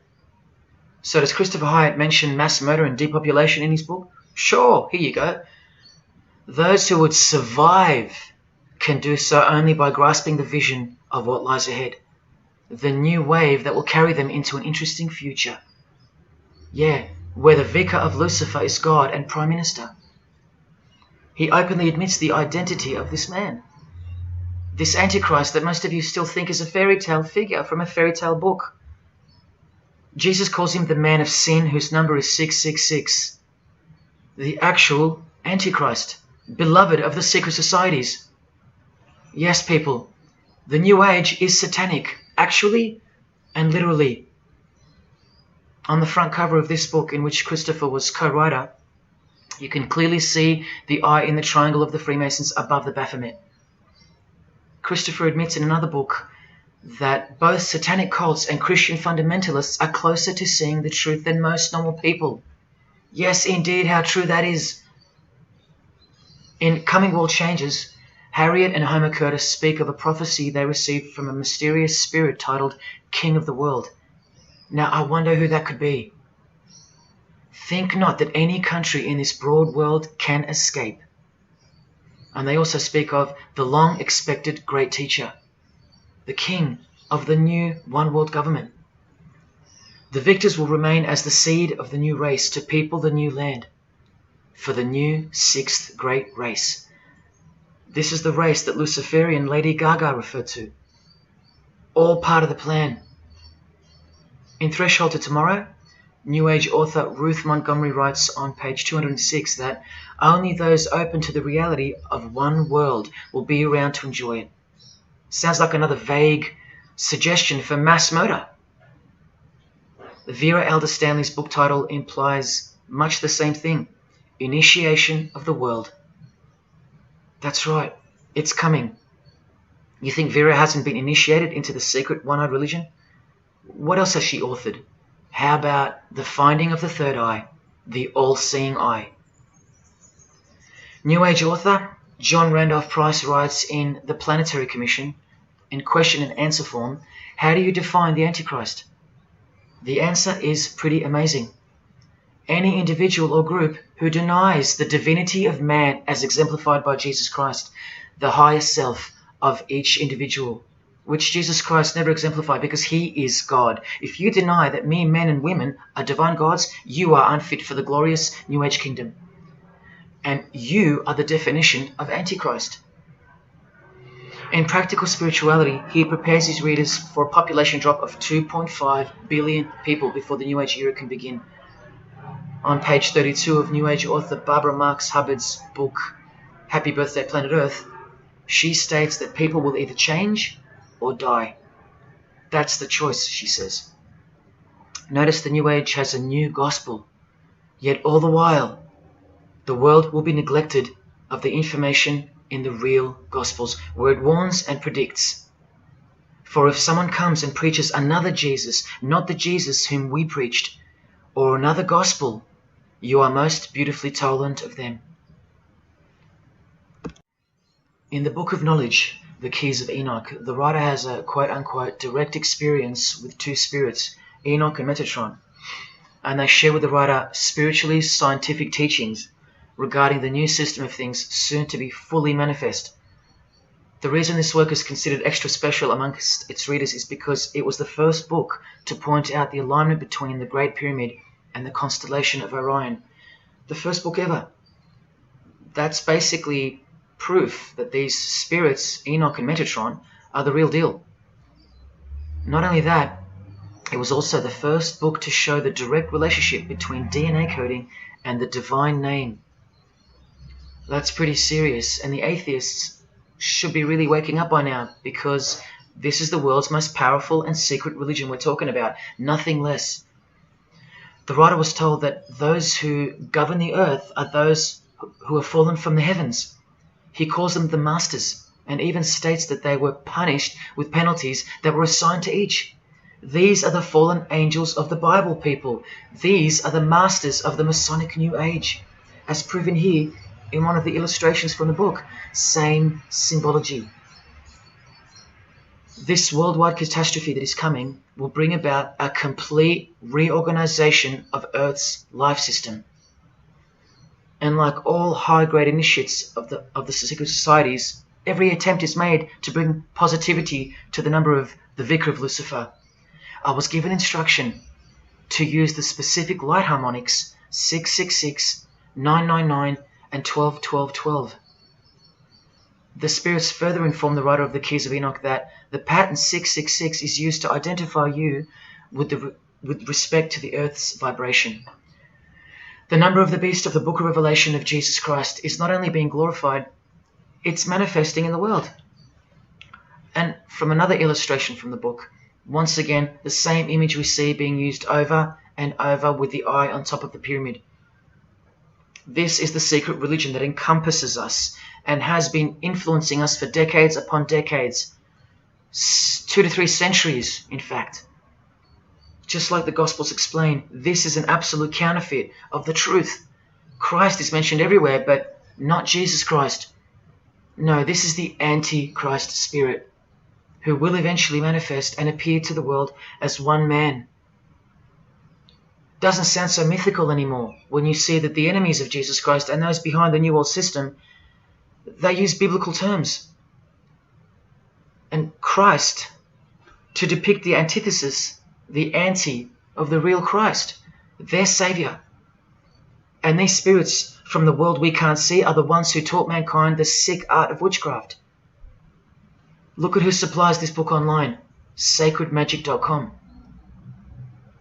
You know what magic really is and what it really entails now. So once again, you can see the connection, the relationship. If you still think that this phrase, New World Order, is a conspiracy theory, you're suffering from a medical condition. On the Lucius Trust website, the consultants to the European Union, you find the statement that the New World servers are occupied with the task of inaugurating the New World Order. In the same article, this shocking admission is made. 2/3 of humanity will stand upon the path at the close of this age, and with that, 1/3 will die, or to put it surreptitiously, will be held over for later unfoldment. That's the Lucius Trust, the word Lucius being the replacement for the word Lucifer, who works hand in hand with the EU, the European Union, stating that 2.5 billion human beings are planned to be killed off, all predicted by Jesus and only Jesus. And if you still think I'm joking or misleading you about what these people are and what they plan to do, here's a book written by the founder of the Lucius Trust, the Freemason Alice Bailey, Education in the New Age, where she, well, educates you about mass population reduction. When a form proves inadequate or too diseased or too crippled for the expression of that purpose, it is, from the point of view of the hierarchy, no disaster when that form has to go. Death is not a disaster to be feared. The work of the destroyer is not really cruel or undesirable. Do you see? Did you hear that? Through the all-seeing eye of Lucifer, the destroyer, for the purpose of the new world, death and mass murder isn't evil, it's good. And Alice Bailey in The Labours of Hercules also tries to re-educate us and protect that God-forsaken number, predicted in the Gospels to be associated with evil. The number of the physical plane activity is called the number of the beast. This idea seems to have a horrible fascination with many, but what it really means is that Virgo is the symbol of triplicity, 6 on the physical plane, 6 on the emotional plane, and 6 on the mental plane. not 666 at all. And one more time, from the consultants to the European Union, from their website Lucius Trust, to prove to you that these people are all working toward and waiting for the world leader. The coming of the Avatar and the advent of the coming one are the keynotes of the prevalent expectancy. After everything I've shown you, are you going to ignore this? Or worse, are you going to trust these people, of whom were predicted to this very condemnation 2,000 years ago? Right down to a one-world system, depopulation, and to the man who will carry the number 666, and with it implement a new system in which you won't be able to buy or sell unless you receive a mark in your hand or forehead. And what's just been announced by Business Insider? Cashless society. Due to this, by 2024. This is the manufactured trend for the world. And you better believe it's fulfilling biblical prophecy. You know that book that's been ripped out of schools and hysterically discredited? Why do you think there's a single eye displayed on all the covers of George Orwell's dystopian novel 1984? It's because the one-eye religion is the one in permanent control, where democracy and Christianity have been utterly extinguished, and the remaining population live in a whole new level of permanent communism. It is well known that George Orwell himself had ties with the Fabian Society, which is a secret society complete with degrees of initiation. Tucked away neatly somewhere under the wing of Freemasonry, the Fabian Society's logo used to be this: a wolf in sheep's clothing, which is exactly what Freemasonry is. And it was a metaphor for gradually advancing socialism. And socialism is communism for slow learners. This level of denial on our part has been brought on by mass propaganda, because everything has been weaponized to work against you and God's truth. Education, entertainment, and economics. You're a slave to each one.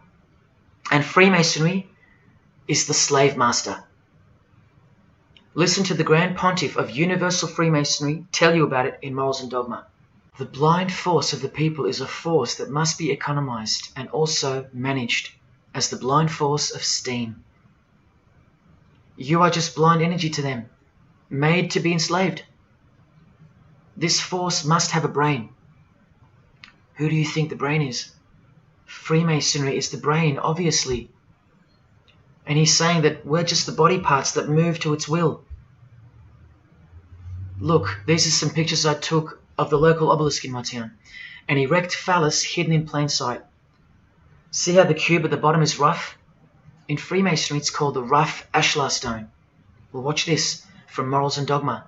The rough ashlar is the people, rude and unorganized. Once again, you can see what this secret society secretly thinks of you. Now see how the stone built on top is smooth? That's called the perfect ashlar. The perfect ashlar is the state, the rulers. Yeah, the one-eye sex cult of Freemasonry, which hides its master, Satanism. Now, where is this brain taking us? Remember, this guy is the general who fought against the United States forces to uphold the institution of slavery. And the Grand Pontiff of Universal Freemasonry, who calls you the vulgar herd and the ignorant multitude, and admits that, yes, unbelievably so, Lucifer is the light bearer. This is the highest authority in Freemasonry, the secret religion of all our leaders and idols. Believe it. Now listen to this. The papacy and rival monarchies, all that will become the heritage of the temple, meaning the temple of Freemasonry. The world will soon come to us for its sovereigns and pontiffs. We shall constitute the equilibrium of the universe and be rulers over the masters of the world. They're gonna own it all. And it's true, the papacy and the monarchy have fallen into their hands. All Freemasons now. This is a 150-year-old book, so you can see how far ahead they plan, while we stay ignorant. How do you suppose that they won't achieve the New World Order? The New World Order of death. Of combined and systematic movement and effort, the great revolution prepared for by the ages will begin to march. The future is all planned for by them, And the revolution prepared for by the ages is coming. And it'll look like a natural occurring event, just as current events seem natural. Lastly, from his other book, Legenda, and reading from the ancient and accepted Scottish rite of Freemasonry, Albert writes, "And thus the warfare against the powers of evil, meaning Christianity, that crushed the order of the temple in the 1300s, goes steadily on, and freedom marches ever onward toward the conquest of the world." The conquest of the world, guys. And this is their method. Ingenious as it is, the double-headed eagle, the left and right paradigm. Whether you are pro-abortion or life, prefer Macca's or KFC, Ford or Holden, vote Liberal or Labour, shop at Coles or Woolies, go for the Parramatta Eels or the Canterbury Bulldogs, always the two most opposing forces, the result always feeds the one belly. The two heads always serve the same Masonic beast. Do you get it? That's number one. Number two is the horribly magnificent motto of their double-headed eagle, Ordo ab Chaos. That means order out of chaos. It's the ultimate way to achieve your sinister goals while looking like a hero. With one hand, they create beautiful and noble things. With the other hand, the hidden hand, they destroy and pervert. Then the helping hand comes back in to save or fix things again, alternating from one to the other, while nudging toward a predetermined goal, until finally reaching that goal that's set in mind in the first place. All the while, you never knew that the same hand that's saving you is the same hand that was destroying you in the first place. Order out of chaos. Their order out of their chaos. Another way to look at it is this. Z creates or exploits a problem, then attributes blame to others. Y reacts by asking Z for protection and help to solve the problem. Z offers the solution that was planned for by them long before the crisis occurred. Ordo ab Chaos, order out of chaos. Now you can change Z and Y to suit any scenario. For example, your best friend who wants to sleep with you creates or exploits a problem, then attributes blame to others. You react by asking your best friend who wants to sleep with you for protection and help to solve the problem.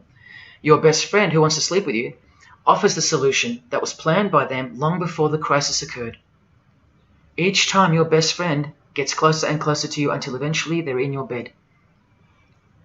How about your employee creates or exploits a problem, then attributes blame to others?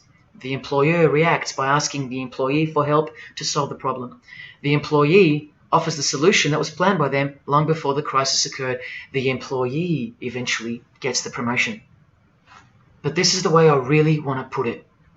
The government creates or exploits a problem, then attributes blame to others. The population reacts by asking the government for protection and help to solve the problem. The government offers the solution that was planned by them long before the crisis even occurred. This is how the Great Revolution, prepared for by the ages by the Freemasons, will begin. So who's going to warn you? Even modern Christianity is steered by Freemasonry. Hillsong won't warn the sheep about Freemasonry and the One World Government. What, the Hillsong senior pastor who wrote these books and lives here? No chance. Did modern day Christian heroes like Billy Graham warn you about Freemasonry? Well, no, because here he is giving the Master Mason grip to other Christian giants like Paul and Jan Crouch, all Freemasons. Here he gives the same third-degree handshake to former President Harry Truman, and here to a Muslim Freemason. Billy is listed as a Freemason in the 33rd degree Albert Mackey's History of Freemasonry by the publisher on the inside flap.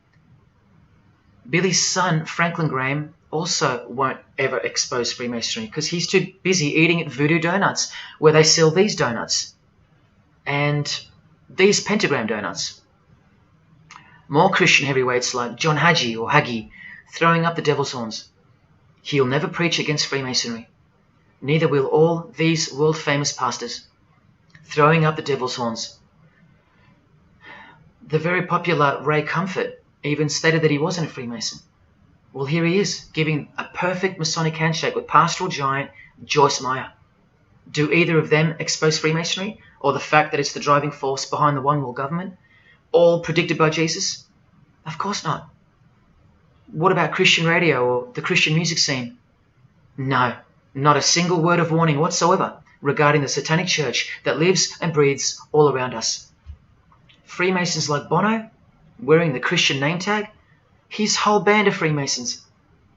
Bono too should know better than anyone that a one world government is a trap as foretold in the Bible. But Bono supports it. Oh yeah, he works for it.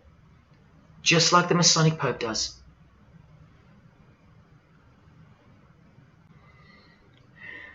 Even if by some freak chance they didn't know any better. No disciple of Jesus can bend their knee to another man in the Masonic Lodge, calling him master and swear to keep secrets. Look what they call each other from the Encyclopedia of Freemasonry. Master Mason, Grand Master, Most Eminent Grand Master, and the most appalling title of all, Most Worshipful Master. Most worshipful. Do you see how extra deluded the Christian Freemason has to be when Jesus said, "Do not be called master, because one is your master"? And what about all those oaths? Don't worry, Jesus covered that too. What I tell you is this: do not put yourself under oath at all, but let your yes mean yes and your no mean no. How's that for an idea? But the Freemasons' yes means no, because they all swear to lie and conceal from the first degree initiation all the way through. What is whispered in your ear, proclaim it from the rooftops. That's Jesus. You see the contrast? How precise he was and still is. You think Bono and the Pope don't know about the Masonic calendar and how it's not the same calendar as ours? From the Encyclopedia of Freemasonry, the real date of the world is found by adding 4000 to the Vulgar era. This whole Christian era is vulgar. So the year in the Masonic world is actually 6021. And this abbreviation is in French, the Vulgar era, beginning since the year of the Lord, since the year of Jesus Christ. That's how they feel about the current age, which is coming to a mind-blowing end by design. Now, do you think Freemasons aren't capable of mass murder? Well, Joseph Stalin murdered approximately 20 million people, and he was a Freemason, displaying the sign of the master of the second veil of Freemasonry. Vladimir Lenin was the leader of the Bolshevik Party, and he paved the way for the mass murder of 60 million people, mostly Christians, and he was a proud Freemason. And ladies and gentlemen, this is Adolf Hitler, a Freemason, clearly giving the grip of a Master Mason. And here he sits next to his military leader, Hermann Göring, who is also displaying his allegiance to Freemasonry with a hidden hand. He even displays the Masonic triangle, just like fellow Masonic brother Jay-Z. The mind of Hitler surrounds you now. It just hasn't pounced yet. The mind of Hitler isn't isolated to some portion of the world anymore. It now encompasses you. Hitler is everywhere. Far more clever than you can imagine. Evolved and sleeping in your bed.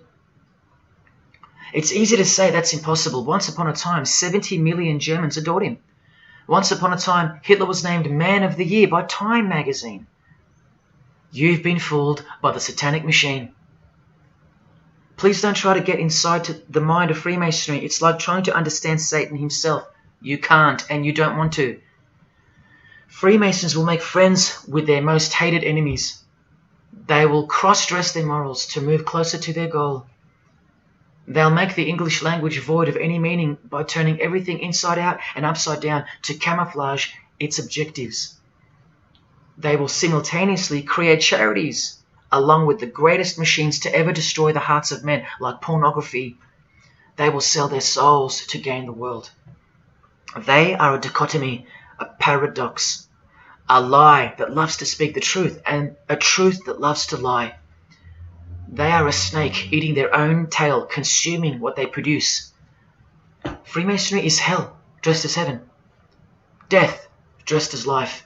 Its God is an angel of darkness dressed as an angel of light, and 90% of its membership is a shield, lost in its symbolism. Freemasonry has become the ally and the opposition.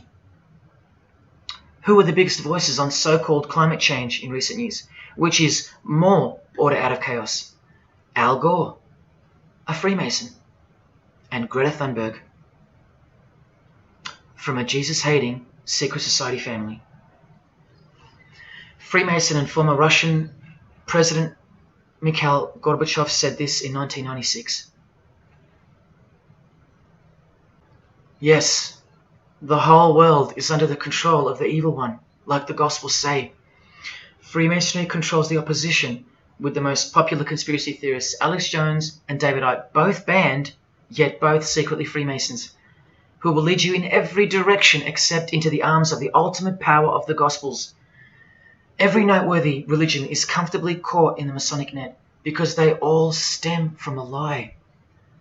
Here's the Dalai Lama with a bunch of Freemasons. He just loves hanging out with famous people. Here he's throwing up the devil's horns with Freemason Gene Simmons. But there's no way the Dalai Lama can be a Freemason, right? Well, here he is displaying the hidden hand of the Freemasons next to George W. Bush, a fellow brother. That's right, the Dalai Lama is a Freemason, under an oath of silence and sworn to secrecy. Are you going to wake up now? Here he is with his students in his temple.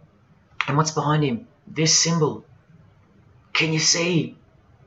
The pyramid with the emanating eye on top, symbolized by a sun, which you know now is the phallus of the god of this world, shooting forth his generative light, his mystical sperm that gives life, and whose one eye transcends good and evil, both of which are just illusions of the mind. Understanding this comes by initiations, and yes, tantric initiations are used in Tibetan Buddhism. Gerald York was the Dalai Lama's emissary, his personal representative to the West, and he was personal friends with 33rd degree Freemason and Satanist Aleister Crowley, who wrote 20 essays named Aleister Crowley, The Golden Dawn, and Buddhism. And he also served as a consultant to the movie Lucifer Rising, the Dalai Lama's representative. See how the eye can also be represented by the sun, caught behind the moon in this movie poster. That's just like the Dalai Lama's logo. And here's a scene from the movie with the Masonic square and compass hidden in plain sight. Look at the symbol of Buddhism, and look at the floor inside every Masonic lodge, symbolizing opposites and equilibrium, which creates life, and where evil is not what it seems, it's necessary. Why do you think the New Age author Christopher Hyatt, who writes that the Grand Vicar of Lord Lucifer is soon to be crowned Prime Minister of the world, notes in that same book his appreciation of Nietzsche, the man who states that the Christian is the sick animal man, the Zohar, which is witchcraft, and Buddha. These are the people he appreciates. Why does he lump Buddha into the same basket? I'll tell you why right now. Because in his highest manifestation, the Buddha, seeing the illusionary world through the all-seeing eye, his third eye, would not interrupt a rape if he happened to walk by, so as to stay detached from the karmic cycle. Whereas Jesus, knowing everything and more than the Buddha, would sacrifice himself, because he was born to destroy evil, not transcend it. So tell me, who would you rather have walk by if you were being raped? A transcendental meditator or Jesus Christ? Whatever you think of me, you will have to reconcile the fact that all the leaders of the world, from Scott Morrison to the Dalai Lama, belong to the very same secret society as Adolf Hitler did, Freemasonry. The secret religion no one speaks about, for good reason, and by good I mean very, very evil.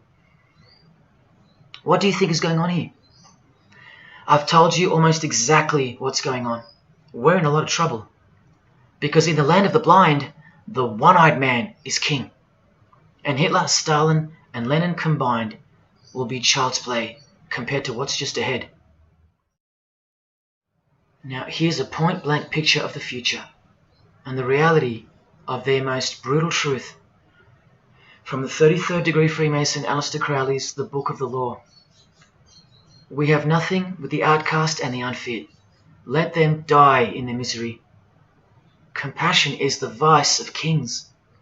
Stamp down the wretched and the weak. This is the law of the strong. Do you see? Can you see the future yet? Now please pay attention from his other book, Magic in Theory and Practice. This is what all the degrees of initiation are for. And this is what it takes for them to create the New World Order. he speaks of the initiation in the true order of the Rosy Cross. Rosy Cross being another name for the order of the Rosicrucians. Remember the guys that built this? Now this is a 33rd degree Freemason speaking. It is extremely desirable that he should have attained an absolute degree of moral emancipation. That is purity of spirit and perfect understanding. I've shown you this over and over. Because the world is full of evil, they mimic the morals of nature, because they are the true morals of the true God of this world. That's purity to them. That's true honesty and perfect understanding. Evil is good. That's the moral emancipation he's speaking of. Now watch this and brace yourself, because this is the future. There is a magical operation of maximum importance, the initiation of a new eon.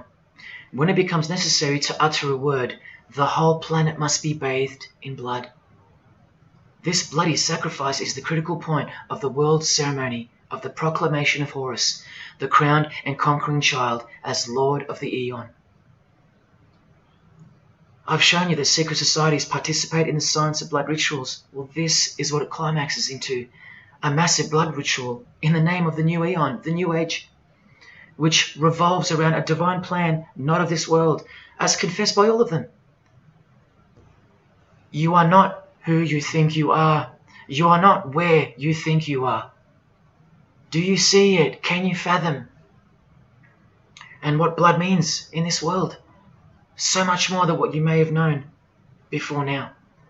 Blood sacrifice is of the utmost importance. It's what the beings in the other realm require, desire. We can't fully understand it. But do you see how the blood sacrifice of Jesus Christ takes on a whole new meaning now? A very real meaning. And guess what? Because of it, the good guy really does win in the end. You either fall under the blood of the world or under the blood of him. There is no middle ground. Blood is like the monetary currency of the spirits. And that's how God bought us back from the legal ownership of the ruler of this world with blood, his own blood. Now you can begin to understand why they hate him so much. Because that's why he was born into the world of flesh, to produce blood of his very own. Not by means of perishable things were you set free once and for all, by the payment of ransom money, but by costly blood, by the one who was visibly manifested at the closing years of the times, for your sake. That is the truth. Do you think it's just a coincidence that this is the last age before the long planned for new order of the ages? That's ages, plural. That means forever. That's the plan. That's why the Gospels say that he was visibly manifested at the closing years of the times, at the end of this last age. In the book 1984, George Orwell told us, if you want a vision of the future, imagine a boot stamping on a human face forever. I've shown you that this so-called New Age is in actuality a new satanic age. And it's not really new at all. It's very old indeed, it's ancient. But like I said, its progress was derailed by the appearance of Jesus on the human scene. Now I'll prove to you that the New Age is an old religion. Novus Ordo Seclorum is part of a quotation taken from the Roman pagan philosopher Virgil's fourth eclogue, which was borrowed by him from the Sibylline records, which were ancient prophecies delivered by an oracle through witchcraft or divination. That's where the phrase Novus Ordo Seclorum comes from. Now look at what the full phrase actually says. A mighty order of ages is born anew. Both the prophetic virgin and Saturnian kingdoms now return. Now a new progeny is led down from the lofty heavens. Favour, chaste Lucina, the boy soon to be born, in whom the Iron Age shall come to an end, and the Golden One shall arise in the whole earth. We've just been told that the New Age is a Saturnian kingdom, which returns, so it's been here before. Next we see that a new progeny, meaning a new seed, a new race, there's that race again, is coming to earth. And that a boy will be born, who will bring the Iron Age, which is the age we're currently in, to an end. And that the Golden Age, the New Age about to begin, will again arise over the whole world. Now, what is the Saturnian kingdom? Well, for starters, this is a band called Saturnian Mist. And here on their front cover, we have a reference to magic. Then we see by the singer's shirt, they're Satanists. Then with his other shirt, we see the connection once again between the inverted pentagram of Satanism and the one eye of Freemasonry, the secret religion of the who's who of planet Earth. Freemason and Satanist Marilyn Manson has a song called Saturnalia, and on a satanic website on ritual offerings for demonic bindings, we find that Satan is Saturnian in nature. Here on the front page we see the inverted pentagram under the head of the Baphomet, and right next to it, a version of the square and compass of the Freemasons, of which a lodge is located near a suburb near you, no matter where on earth you live. The Satanic Church hidden in plain sight. Now let's go straight to the source so you can see for yourself the nature of the New Age Saturnian kingdom found in the full quote of the Freemasons' New World Order seal. From this book, which is a factual study of the single most influential occult organization in modern Germany, the Fraternitas Saturni, or the Brotherhood of Saturn. We learn of the path of the Saturnian initiate, which is outlined in detail with the meaning of all 33 grades, 33 degrees of Freemasonry. This is the very same thing, the same objectives. All secret societies work for the same goal because they all have the same spirit. The only difference between Freemasonry and this Saturnian fraternity is that your local Masonic lodges are veiled and camouflaged filtering systems for future Satanists, from which all influential figures of society are chosen, where the real religion begins at the 33rd degree. Whereas with orders like the Saturnian Brotherhood, there is no filtering system. As such, you're a student of Satanism from the first degree. That's why Satanism's takeover would have been impossible without international Freemasonry. The Saturnian teachings include sexual mysticism, sex magic, and Nietzschean Thelemism. Nietzsche, remember the guy who says that Christians and the mindset to help the weak makes up the sick animal man? The guy who wrote this book and doesn't believe in good and evil. And Thelemism from 33rd degree Freemason, who says that in this book that to initiate the New Age, the whole world must be bathed in blood in a bloody sacrifice before man can accept the law of Thelema. Nietzschean Thelemism. That's what the New Age Saturnian kingdom, from which the Freemasons took this phrase from, actually looks like. This factual study on the Saturnian Brotherhood is filled with references to Lucifer, Satan, magic, sex magic, blood, sacrifice, the number 666 as mentioned by Jesus Christ himself, and of course, Freemasonry. The secret society that all of our politicians and entertainers belong to. And what's the demonic sigil for Saturn? The Masonic square and compass. Are you going to snap out of it now? When you see a beautiful sunrise and smell the fresh air, or hear a great song, or see a great movie, are you going to forget where you really are? When you hear people using Jesus Christ's holy name as a cuss word, are you going to forget where this phenomenon really came from and why it's taking place? Now that you've seen how actual and bona fide the reality of 666 is from their own mouths and symbols, let me show you where else it's revealed. Do you see these Roman numeral numbers down here? They add up to 1776, the year that America officially became the country we know of today. And also the year of the birth of another secret society, which was absorbed into Freemasonry after it was banned in 1785. But look, the base numbers. M is 1,000, C is 100, and X is 10. All you have to do is subtract the base numbers. 1776 minus 1,000 minus 100 minus 10. Or simply remove the Roman numerals which represent the base numbers. No, I'm not playing tricks on you. Neither are your eyes. But someone else is. Now that you've seen the prevalence and seriousness of this horrid number, now that you've seen what you've seen, I can show you where else it appears. this figure is represented by the numbers.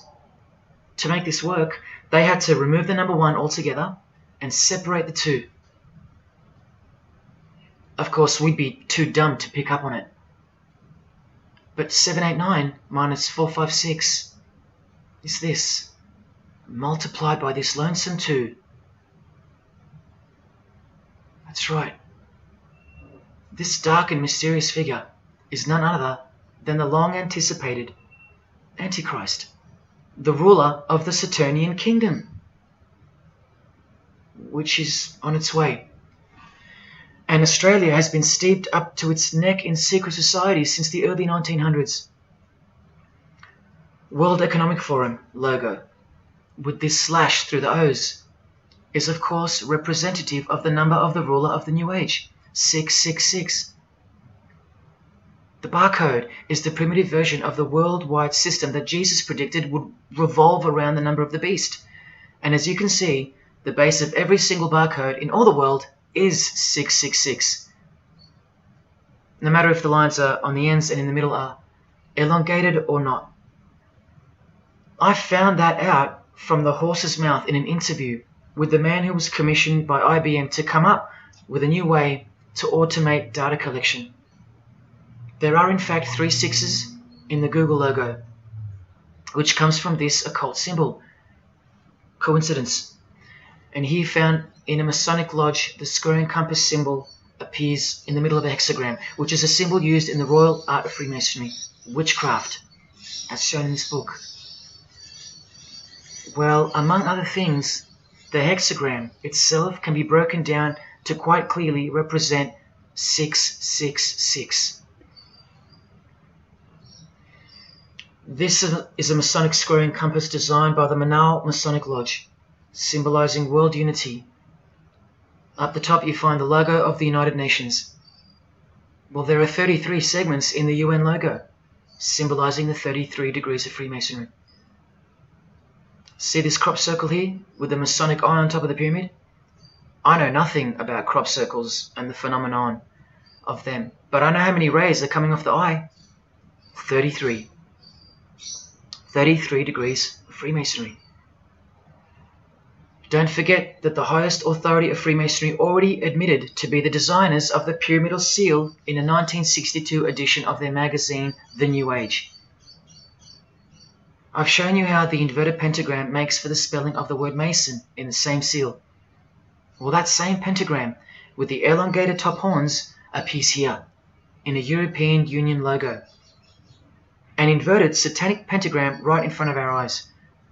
Here's the European Union building architecturally mimicking the Tower of Babel.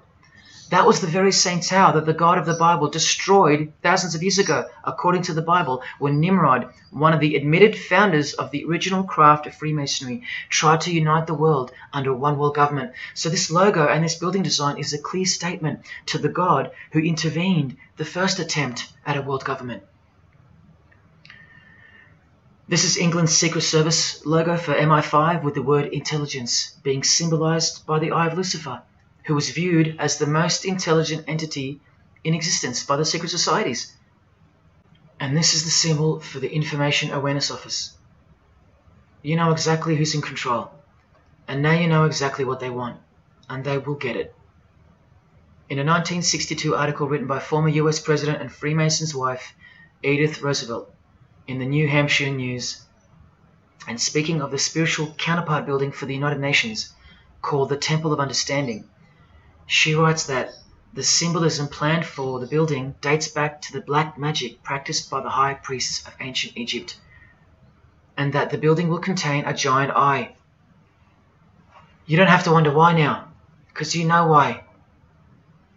This clothing designer is fully aware that the one-eye symbol is synonymous with Satan and a hatred of Jesus. Does this movie poster make any more sense to you now? Well, are you ready for the second biggest shock of all? Whatever you think of what you're about to see, please come see me on the other side of this so I can show you something. This clip only goes for a few minutes. And keep in mind, the only reason I'm showing you this to you is because the writer and director of the preview of this movie-style documentary was murdered, along with his wife and his little daughter and his dog, all before the production could begin. The murder was made to look like a murder-suicide, the news of which never made national broadcasts, just the local news. Case closed, nothing to see here. You have to ask yourself why. After so many movies with a dystopian, World War, totalitarian type theme, why was this movie so dangerous and strictly unacceptable for public viewing that a whole family would be murdered? Well, this movie was going to tell us about America's secret destiny. And one other thing which you'll see on the other side of this clip, an amazing thing. As titled by Manly P. Hall over 100 years ago, what's the secret destiny of America? Well, it's this.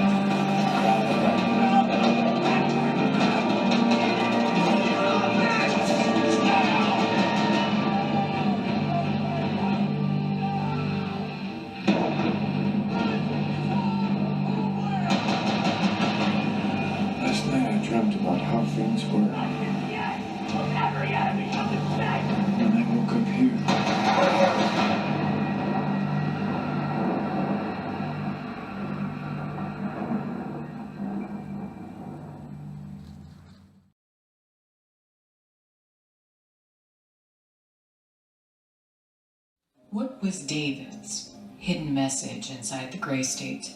And could it be the reason for his death? Perhaps the scariest part of Grey State's conceptual trailer is this character here, who appears to be operating a guillotine.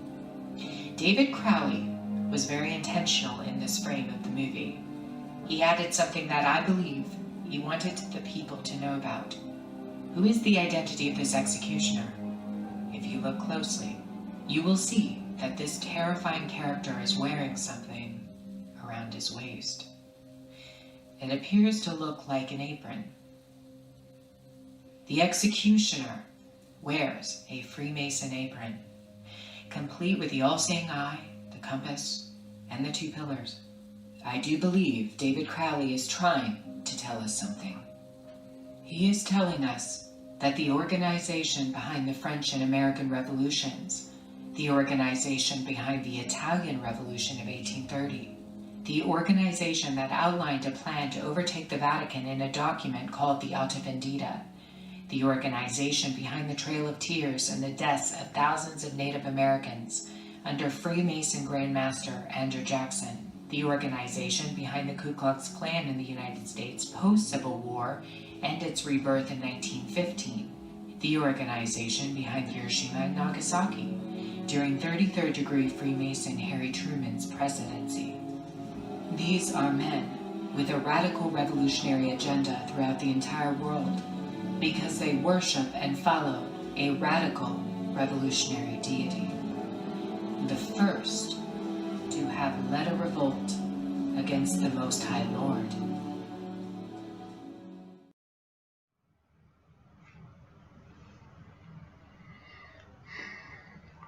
When I was in high school, coming from a completely non-Christian and non-religious family or background, I distinctly remember the first time that I decided that the Bible, or the New Testament, to be more precise, was definitely not true. Made up, fairy tale, whatever. It was one verse, one scripture that to me at the time proved unequivocally that it wasn't written for our time.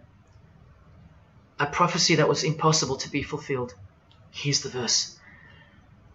And I saw thrones, and they sat upon them, and authority to administer justice was given them. And I saw the souls of those who had been beheaded, because of the testimony they bore of Jesus, and because of the word of God. No way could guillotines be introduced as a form of execution in the 21st century, right? No way. Proof that the Bible was a prehistoric book written for prehistoric people. And this is long before he woke me up on a midnight highway to spare my life from a high-speed collision into a concrete wall. Ladies and gentlemen, in 2021, like the smartphone or the smartwatch, this is called the smart guillotine.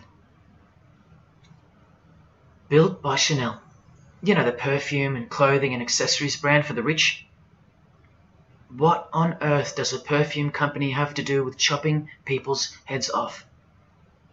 Well, I thought I told you that all of this is just the tip of the iceberg. I wonder who really owns Chanel. Well, here's their logo, and there is an eye in the design. And have you seen their drip design? How odd. Welcome to the real world. You ready? This is from a legislation archive from the Georgia House of Representatives in the 1995-96 sessions. This is Bill HB 1274 on the death penalty, guillotine provisions. How far along are we into enacting these bills worldwide? I don't know. Maybe they've been enacted already. But I just wanted to show you that in 1995 the ball was already rolling. Another ball that's rolling are the 7 universal Noahide laws. They sound great from the outside, designed so to conceal some terrifying details on the inside. Firstly, they were signed into US law in 1991 by George H.W. Bush on March 26. Here's the bill and resolution. It was named Education Day. As you can see in the details of Resolution HJ 104, they are the 7 Noahide laws, resolved by the Senate and House of Representatives of the United States of America in 1996. Every single president since H.W. Bush has annually re-signed this resolution. Many world leaders have called for the acknowledgement and observance of the 7 Noahide laws, including the President of the European Union in July 2014 and the Australian Governor-General Michael Jeffrey in 2008. And this will be international law. So what's the problem? Well, just for starters, the law against idol worship will include, quite specifically, the worship of Jesus Christ as the Son of God, which the Noahide laws will classify as blasphemy, and the punishment for transgressing the 7 Noahide laws and for blaspheming the ineffable name of God by calling Jesus God is decapitation. I'll let you take that in for a second. This will be governed by a world court with no possibility of appeals. Something like this, an international Sanhedrin. Who do you think is truly behind these laws? Well, I can show you that right now. Here is the bill being signed into law by H.W. Bush, and here is their signature hidden in plain sight, the hidden hand of Freemasonry, displayed by this sinister and gloating-looking individual. And you know what Freemasonry is a cover for now. Who do you think designed the guillotine in the first place? This guy, Joseph Guillotine, a Freemason. Still don't believe in the prophecies of Jesus Christ? You're still in denial?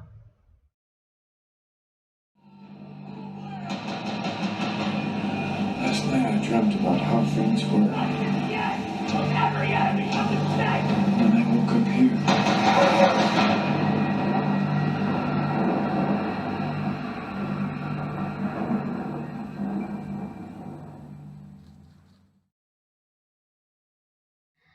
Well, that's why the director was murdered. And his wife, daughter, and dog. I think of them often, and sometimes when I need spiritual sobering up, I think of that fateful and evil night where that beautiful Christian family were brutally eliminated. If you think he wasn't onto something, well, he paid the greatest price to share this with you. Prophecy will be fulfilled. Listen to the words that come right after the execution by guillotine scripture in the Gospels. And I saw those who were such that they did not worship the beast, nor his image, and did not receive his mark of identification upon their forehead and hand. Remember this mark in the video? I'm not saying that the director knew what the mark would be, but based on the symbology, he knew who would be behind it. Look at the triangular symbol of the Freemasons. The Masonic triangle around the eye, and the Brotherhood of Saturn. Now look at the front cover of the book written by New Age author Maurice Nicoll. The mark. Same symbol. Identical to the symbol used by J.K. Rowling, who said its design was inspired by the Freemasons. Who has this tattoo, which represents the Baphomet. Well, Solve Coagula is the process in which they will bring this New World system to life. It's identical to the Masonic motto of order out of chaos. Solve means dissolve or destroy, and coagula means to bring the elements back together into a new and higher form, a new and higher system. Jesus described it as the beast system, and one way or another, we will be marked as a form of identification in order to participate. But first, chaos must ensue. A deep Masonic truth, which is mostly true anyway, is that destruction precedes construction. It's like having to destroy a tree in order to create a table. The same principle applies to creating the New Age. That's why I know that the process which involves the creation of a new system must involve the destruction of this one. Now, this is the last referenced work I'm going to use to show you who will be the head of that system, that one world government. A book by David Spangler, considered as one of the founding fathers of the modern New Age. He also has an intimate relationship with the United Nations, as shown in a 1975 document which was uploaded to the UN archives in 2006. Please pause to confirm that, where you can find his name listed under the Board of Directors for the Planetary Citizens Group. In his book, Reflections on the Christ, David Spangler, remember, one of the founding fathers of the New Age, and a member of the Board of Directors in a United Nations sanctioned program, repeatedly upholds and honors the entity known as Lucifer. He tells us all about what is required to step into the New Age. Well, mainly, what's required is a new understanding of the angel Lucifer. He writes that when this great project of evolution began, man went forth as consciousness to learn his divinity, and Lucifer went with him. It is important to see that Lucifer, described as an angel, a being, a great and mighty planetary consciousness. He says that, just like in Halloween and trick or treat, if the person offers a treat to Lucifer who knocks on his door, And the person says to Lucifer, "Come in, and I will give to you the treat of my love and understanding, and I will uplift you in the light and presence of the Christ." Christ meaning my outflow. Then Lucifer becomes that being who carries the ultimate treat, the light of wisdom. Lucifer represents experience. Lucifer is literally the angel of experience. The Luciferic element becomes the true revealer of light, the angel of light. The light that reveals to us the path to the Christ comes from Lucifer. The Christ that he refers to obviously is the antichrist spirit, who will eventually manifest on earth as one man. But for some odd reason on page 60 he feels compelled to clarify that he was only joking once when he said maybe to enter the New Age we all need to take a Luciferic initiation. Well, that's definitely no joke. That's right, Lucifer is the savior of the secret societies. The solar system was the manifestation of the consciousness of a very great being known as the solar logos. And if we go back to the secret society of the Brotherhood of Saturn, we read that mankind will be able to take a measure of egocentric power from the solar logos. In this way, Lucifer is the savior of humankind.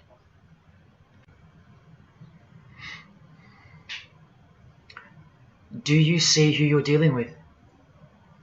These are the people above you, the rich, powerful, influential, overflowing in all areas of those who are steering society, and they're about to reach their destination. Who showed you? Who told you? Who warned you? Jesus Christ did. Oh, those pesky Christians. In the animation flushed away, the villain Toad conspires to genocide all the rats in the sewer world and replace them with a superior species, a new species. No one is aware except for this one rat who's briefly seen in the beginning. He's a Christian rat, a nut job, carrying around a plaque, as some real-life Christians used to, warning everyone of the impending doom that is upon them. What's the twist that's hidden in plain sight for no one to see? Well, the villain Toad, planning the New Age, wears the ring of a Freemason. This ring. And he wears it exactly on the finger that a Master Mason should. It is worn on the third finger of the right hand. There is one who predicted it all, and they know that. That's why he's been so thoroughly discredited, or so it seems. Yes, the nutjob Christian was right all along. Remember one last thing before I close. From Masonic New Age author Christopher Hyatt, who spoke of the well-planned-for and long-awaited invocation of the Prime Minister of the world, when he wrote in his book, "A massive truth that I wish with all my being that you would grasp. Both satanic cults and Christian fundamentalists are closer to seeing the truth than most normal people. The world has always been at war, a spiritual war from the beginning. And if you don't know it, then you're losing the battle. The gospel tells us so accurately that the enemy we wrestle against is not made of flesh and blood, but it is made of spiritual forces of evil in heavenly realms. That's where the real war is being waged, in the spirit. And now that we know what secret societies are and what they've tapped into, we can rest assured that that statement from the Gospels is true. That's why the common denominator between all of the secret societies is the anti-Christian sentiment. You need to ask yourself why. Why the negative obsession with Christianity? It's not as if Christians run the game. Freemasons have banned Bibles from schools. They teach evolution as a fact. Pornography is thriving. There are no Christian protesters left. Homosexuality is rampant and protected, and Christianity is buckled. Which church preaches against Freemasonry? Which church is telling you about Satan and his hidden church, which has permeated every vein of society? So why do they hate Jesus if they're at the top of their game? Because Jesus Christ is real, that's why. And he left us prophecy that they can't escape. See, the more they win, the more they fall into the hands of the prophecies of Jesus and his Gospels. What a blessing for you, those who would grasp this as truth. What good news for you, and what a terrifying conundrum for them. If you've come this far, and you still don't care, or still unwilling to trust, then you deserve what's coming, as a law of nature. because you've been warned of all of it. The one world government clearly on its way. Cashless society, inevitable. The mark that each person will receive, without which you won't be able to buy or sell or participate in this world. And the manifestation of the name, the number of the name of the one who will implement this system. 666. All of it is coming to pass. Inescapable we are from him. Everything and everyone will fall back into his hands, where he will finally separate the goats from the sheep.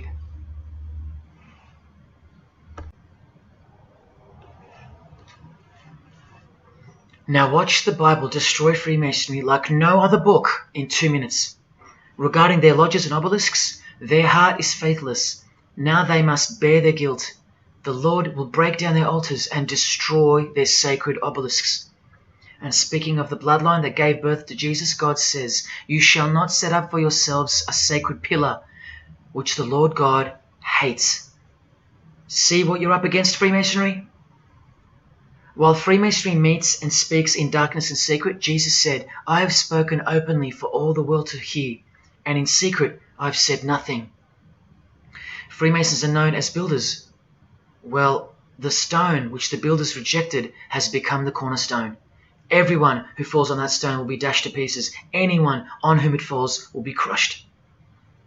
Every Masonic lodge is built so that all the members face the east. Who are these men with their backs toward the temple, facing the east and worshipping the sun? It is detestable. Freemasonry does evil in secret with their hidden hand, but they blow a trumpet over the hand that does good. But Jesus says, "When you give to the needy, do not let your left hand know what your right is doing. Your good deed must be in secret, and your Father who sees what is done in secret will reward you." You can't become a Mason if you're broke, blind, maimed, or have a criminal record. Jesus said, "But when you give a banquet, invite the poor, the crippled, the lame, the blind." Freemasonry takes pride in its secret rituals and is hungry to rule the world. The Gospels say that their destiny is destruction. They make appetite their God. They take pride in what should bring shame. Their minds are set on earthly things. Freemasonry believes that the light is but darkness visible. The Bible says, "Woe to those who call evil good and good evil, who put darkness for light." And Jesus further said, "If therefore the light which is in you be darkness, how great a darkness that would be." Freemasons spend their whole lives taking gruesome oaths of secrecy. Jesus said, "But above all things, my brethren, stop the practice of putting yourselves under oath." Freemasonry is built upon a hierarchical system, a pyramidal system. Jesus said, "For everyone who exalts themselves will be humbled, and whoever humbles themselves will be exalted." We could go on and on, but we're going to end on this one. Exclusively written for the practices in the lodge room of political Freemasonry. A troublemaker and a villain, who goes about with a corrupt mouth, who winks with his eye, signals with his feet, and teaches with his fingers, who plots evil with deceit in his heart. He always stirs up conflict. Therefore the disaster will overtake him. He will suddenly be destroyed. That is Freemasonry through and through. And apart from the man in the mirror, prior to your baptism of the Holy Spirit, Freemasonry is the villain. They do go about with a corrupt mouth as they are sworn to secrecy. They do proverbially wink with the eye, making the one eye. They most certainly signal with their feet and teach with their hands and fingers. In the lodge, I can vouch.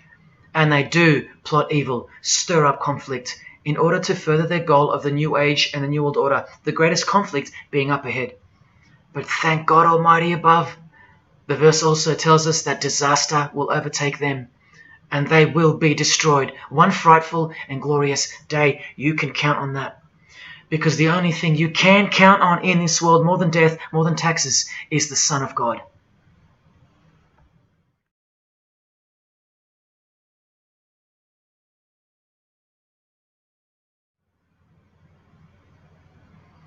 This is it.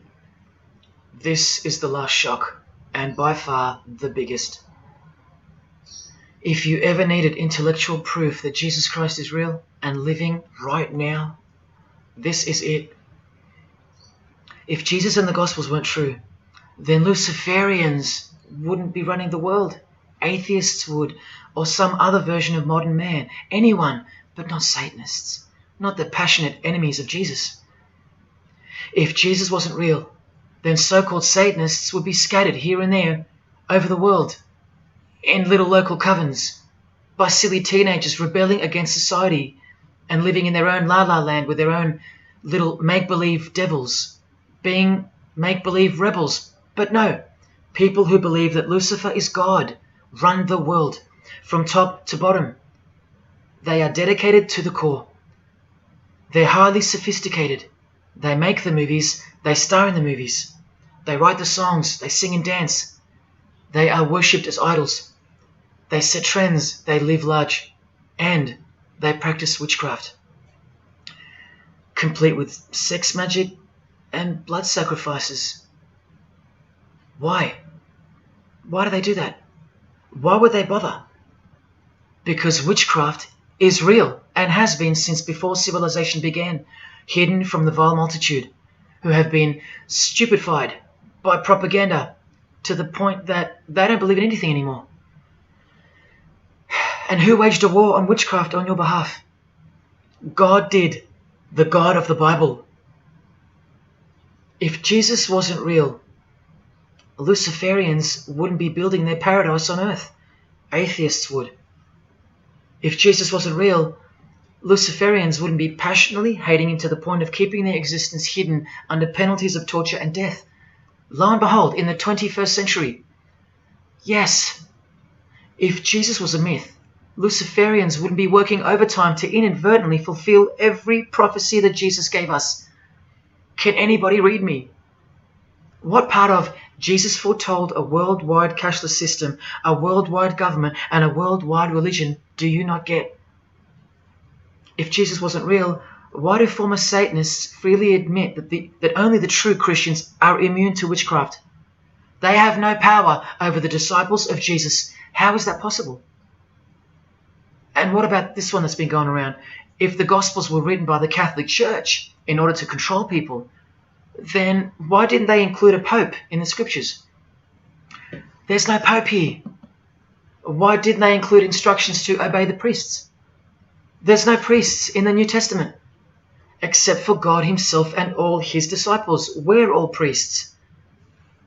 If the Gospels were an invention of the Catholic Church, why does Jesus say to call no man Father except your Father in heaven? Yet every priest holds the title of Father. If the Gospels were an invention of the Catholic Church to control people, why were only priests allowed to own a Bible and not the common people? Why did they burn William Tyndale at the stake, a Christian scholar who translated the Bible into English? Are you with me? Please help me understand how you don't believe in Jesus when even your enemies, the high-ranking Freemasons, think that you're stupid for not believing in Satan. There was the first shock, which was the fact that an international secret society exists at all, and that all people in power, prominence, celebrities, they're members of it. That was the first shock. The second shock was the oaths they take and the rituals they perform. Decapitated heads, brains exposed to the sun, drinking wine from human beings' skulls, all done by the people you respect the most. Pretty shocking if you have any brains left in your skull and heart left in your ribcage. The third shock was the reason they took the oaths and performed the rituals. And that reason is that the secret society they all belong to is in fact Satanism. The fourth shock was the details of witchcraft and the details of the new satanic age, the Saturnian kingdom, where billions are planned for death to pave the way for a spiritual and technological utopia. But do you know what the biggest shock of all is? The shock that surpasses all of them combined. It's Jesus. Jesus is the shock. He's the shockwave, the reality and truth of him. Because that changes everything. He changes everything. The greatest news you could never think up, that God left his abode to come here, a form of hell, manifest on earth, to be ridiculed and executed, to save our sorry asses by taking a bullet for us. Don't worry, his second coming won't be so sacrificial. Better start fearing like you fear a cop and like you fear a judge. Oh, I know you tremble in front of them, but you don't fear God? Oh, how we love the darkness and sin. Possibly you, loved gossip, you loved sex and porn, you loved sodomy, you couldn't stop lying, you couldn't stop cussing, you loved your idols, singers, actors, sports people, sports teams, putting people who fart, smell, and eventually die on a pedestal. You just couldn't cut yourself off from the ways of the world. Purity? Who wants to be pure? I have to be pure? I have to live holy? Stop sinning? That's so boring. What kind of God is this? To hell with that God. Well, do you like filth in your home? Do you? Do you like filth on your carpet, on your clothes, on your face? Do you invite filthy guests over and give them a share in all your belongings and all your power? Do you give them the keys to your house and car? No, you don't. But the Creator, who has the greatest house of all, he should. We can barely earn $1,000 a week, and we don't give that away to anyone. But now God should share his wealth with you, the unclean, the unrepentant. Is it too much to ask your filthy guests to clean up before they enter? To watch their mouths, to control their willy? Is that too much to ask? Oh, but if God was real, what about all the children that die? What about them? What are you doing about them? Are you still stuck on which phone you're going to upgrade to or what's for dinner? Why don't you leave your abode, your luxuries and your loved ones and risk it all to go save some children yourself? Oh, but what about all those who've never heard of Jesus? Let me ask you, what's your excuse? I know they have one, but what's yours? You've heard of him. Every morning you wake up and look at the calendar is a testament to his name, because it's 2021 in Australia, it's 2021 in Brazil, it's 2021 in China, it's 2021 in every single country in the world. So let me ask you, 2021 years since what? Like I said, just waking up in the morning and knowing what day it is a testament to him. But if God was real, why wouldn't he just show himself? Show himself to who? To you?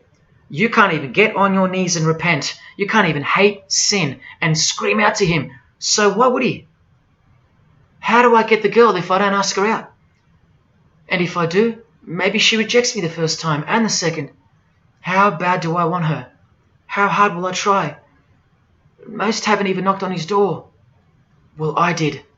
I just kept knocking and knocking, and then I started banging and banging. I refused to leave his porch. I lay there like a hungry puppy. But even when he answered the door, I did the runner, because he was too big for me, and I loved sin a little too much. Yet he still left the light on for me. But here's the craziest part about people who ask me why he doesn't just show himself the way they'd like him to. Their hearts have been so hardened that even if he did appear to them, in 2 weeks they would go back to being their old self, and he knows that. That's why. They might even forget it ever happened. Oh, that was just a crazy day. That was probably all in my head.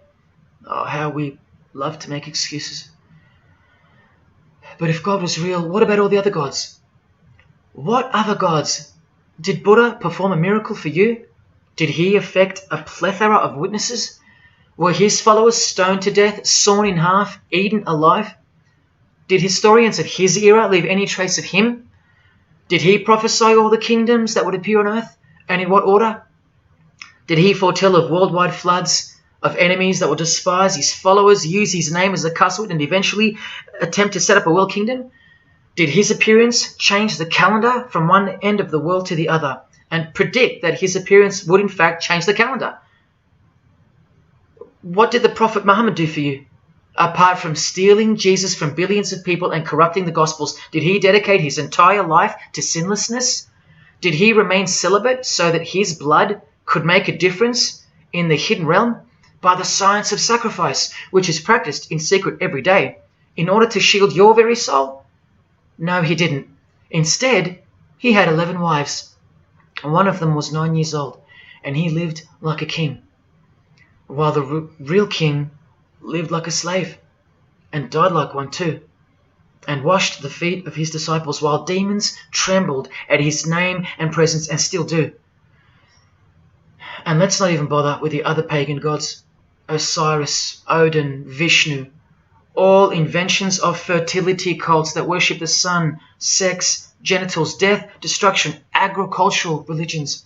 Did anyone else apart from Jesus Christ ever say the words, I am the truth? Have those words even ever come out of someone's mouth? I've heard of, I know the truth, I have the truth, but I am the truth? That doesn't even make sense. Unless truth itself was once upon a time born on earth as a man. Well, of course he's the truth. Where are all the heart-wrenching, knee-buckling testimonies about the indescribable power of this Holy Spirit, which comes in to sweep you off your feet and drown you in its tides, changing you forever? Where are all those testimonies? I'll tell you where they are. In the Christian column. That's where. Oh yeah, you'll get them here and there in every genre, but Christian testimonies simply outclips the rest. Where are all the life-changing, electrifying Hindu testimonies? The Muslim testimonies?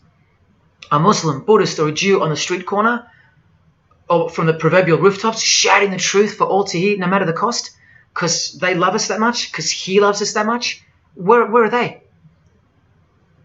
And Freemason testimonies? Have you even heard of one of those? Satanic testimonies? You ever heard of one of those? A Freemason on his knees, sobbing from joy because of the overwhelming knowledge that Lucifer loves him? No Mason or Satanist has ever done or heard of such a thing. But the biggest cult in size is the cult of society. Where do you think the word culture comes from? And the TV, the doctors, the idols, the PhDs, the scientists, they are the priests of the cult of society. You atheists think you don't live in a religious world of your own, filled with daily rituals and daily worship? Even your beliefs require faith in what your priests teach you. Evolution, no proof. Age of the earth, no proof. Distance of the sun, all faith-based on what you are told by strangers. You can see the rings of Saturn with your telescopes, but you can't see the buggy on the moon that was left behind in 1969, yet you still believe, because you have faith. Don't you worry, no matter who you are, you live in a religious world, because life is religion. And if you're still in the I'm not religious category, think again. You all worship something or someone, and your religion is futile. But for you, for the one, whoever you are, remember the advantage that evil has over good. A little good doesn't destroy evil, but a little bit of evil destroys all good. See this glass of water? One single drop of poison is enough to render the whole lot useless or deadly. That means that 99% of the goodness and purity of that water amounts to nothing, all because of one single drop. The whole glass is evil. And so it is with the human soul. You better believe it. Does anyone go out with a stain on their face or on their shirt? You think the soul can't be stained? Think about it. Just one lie makes you a liar. So you can't go where life is, stained with death? Now, in case someone thinks I'm playing the high and mighty role, I tell you this. I used to be a liar. I used to be a pervert. I used to be a drunkard. I used to smoke all kinds of poison. I used to have angry outbursts, use a filthy mouth, indulge in filthy humour. I used to. Past tense. But no more. He finally summoned me. He called my name for the last time. He took my dog, then my music. He took my band, broke it all, and broke me, flooded me clean. He sent for me. He woke me up from a deep sleep. on a high-speed midnight highway with a whisper, an actual whisper in my ear, and only meters between me and a concrete wall with my name on it, because he knew I had it in me. I had it in me to lay it all down, risk everything, so I can take a stand for him, for the Gospels, and for you. Well, this is me taking a stand. Brothers and sisters, I did all this for just one person, and I'll be hated and mocked and worse maybe, so that that one, whoever you may be, will wage war on sin and believe. Don't let even one drop in. No matter what the distractions this evil world may place in your path, in order to bury itself and its poison in your heart, where it will take root and overpower the 99% goodness in you. Just like only a few find success in this world, even fewer will find the kingdom. It's far more difficult than winning X Factor, or making $1 billion, or reaching a 33rd degree of a secret society. It's as difficult as loving your greatest enemy. And that's just about impossible. But if you can figure out how to do that, then you've found the road to life. And I hope to see you soon. God love. Jesus wins.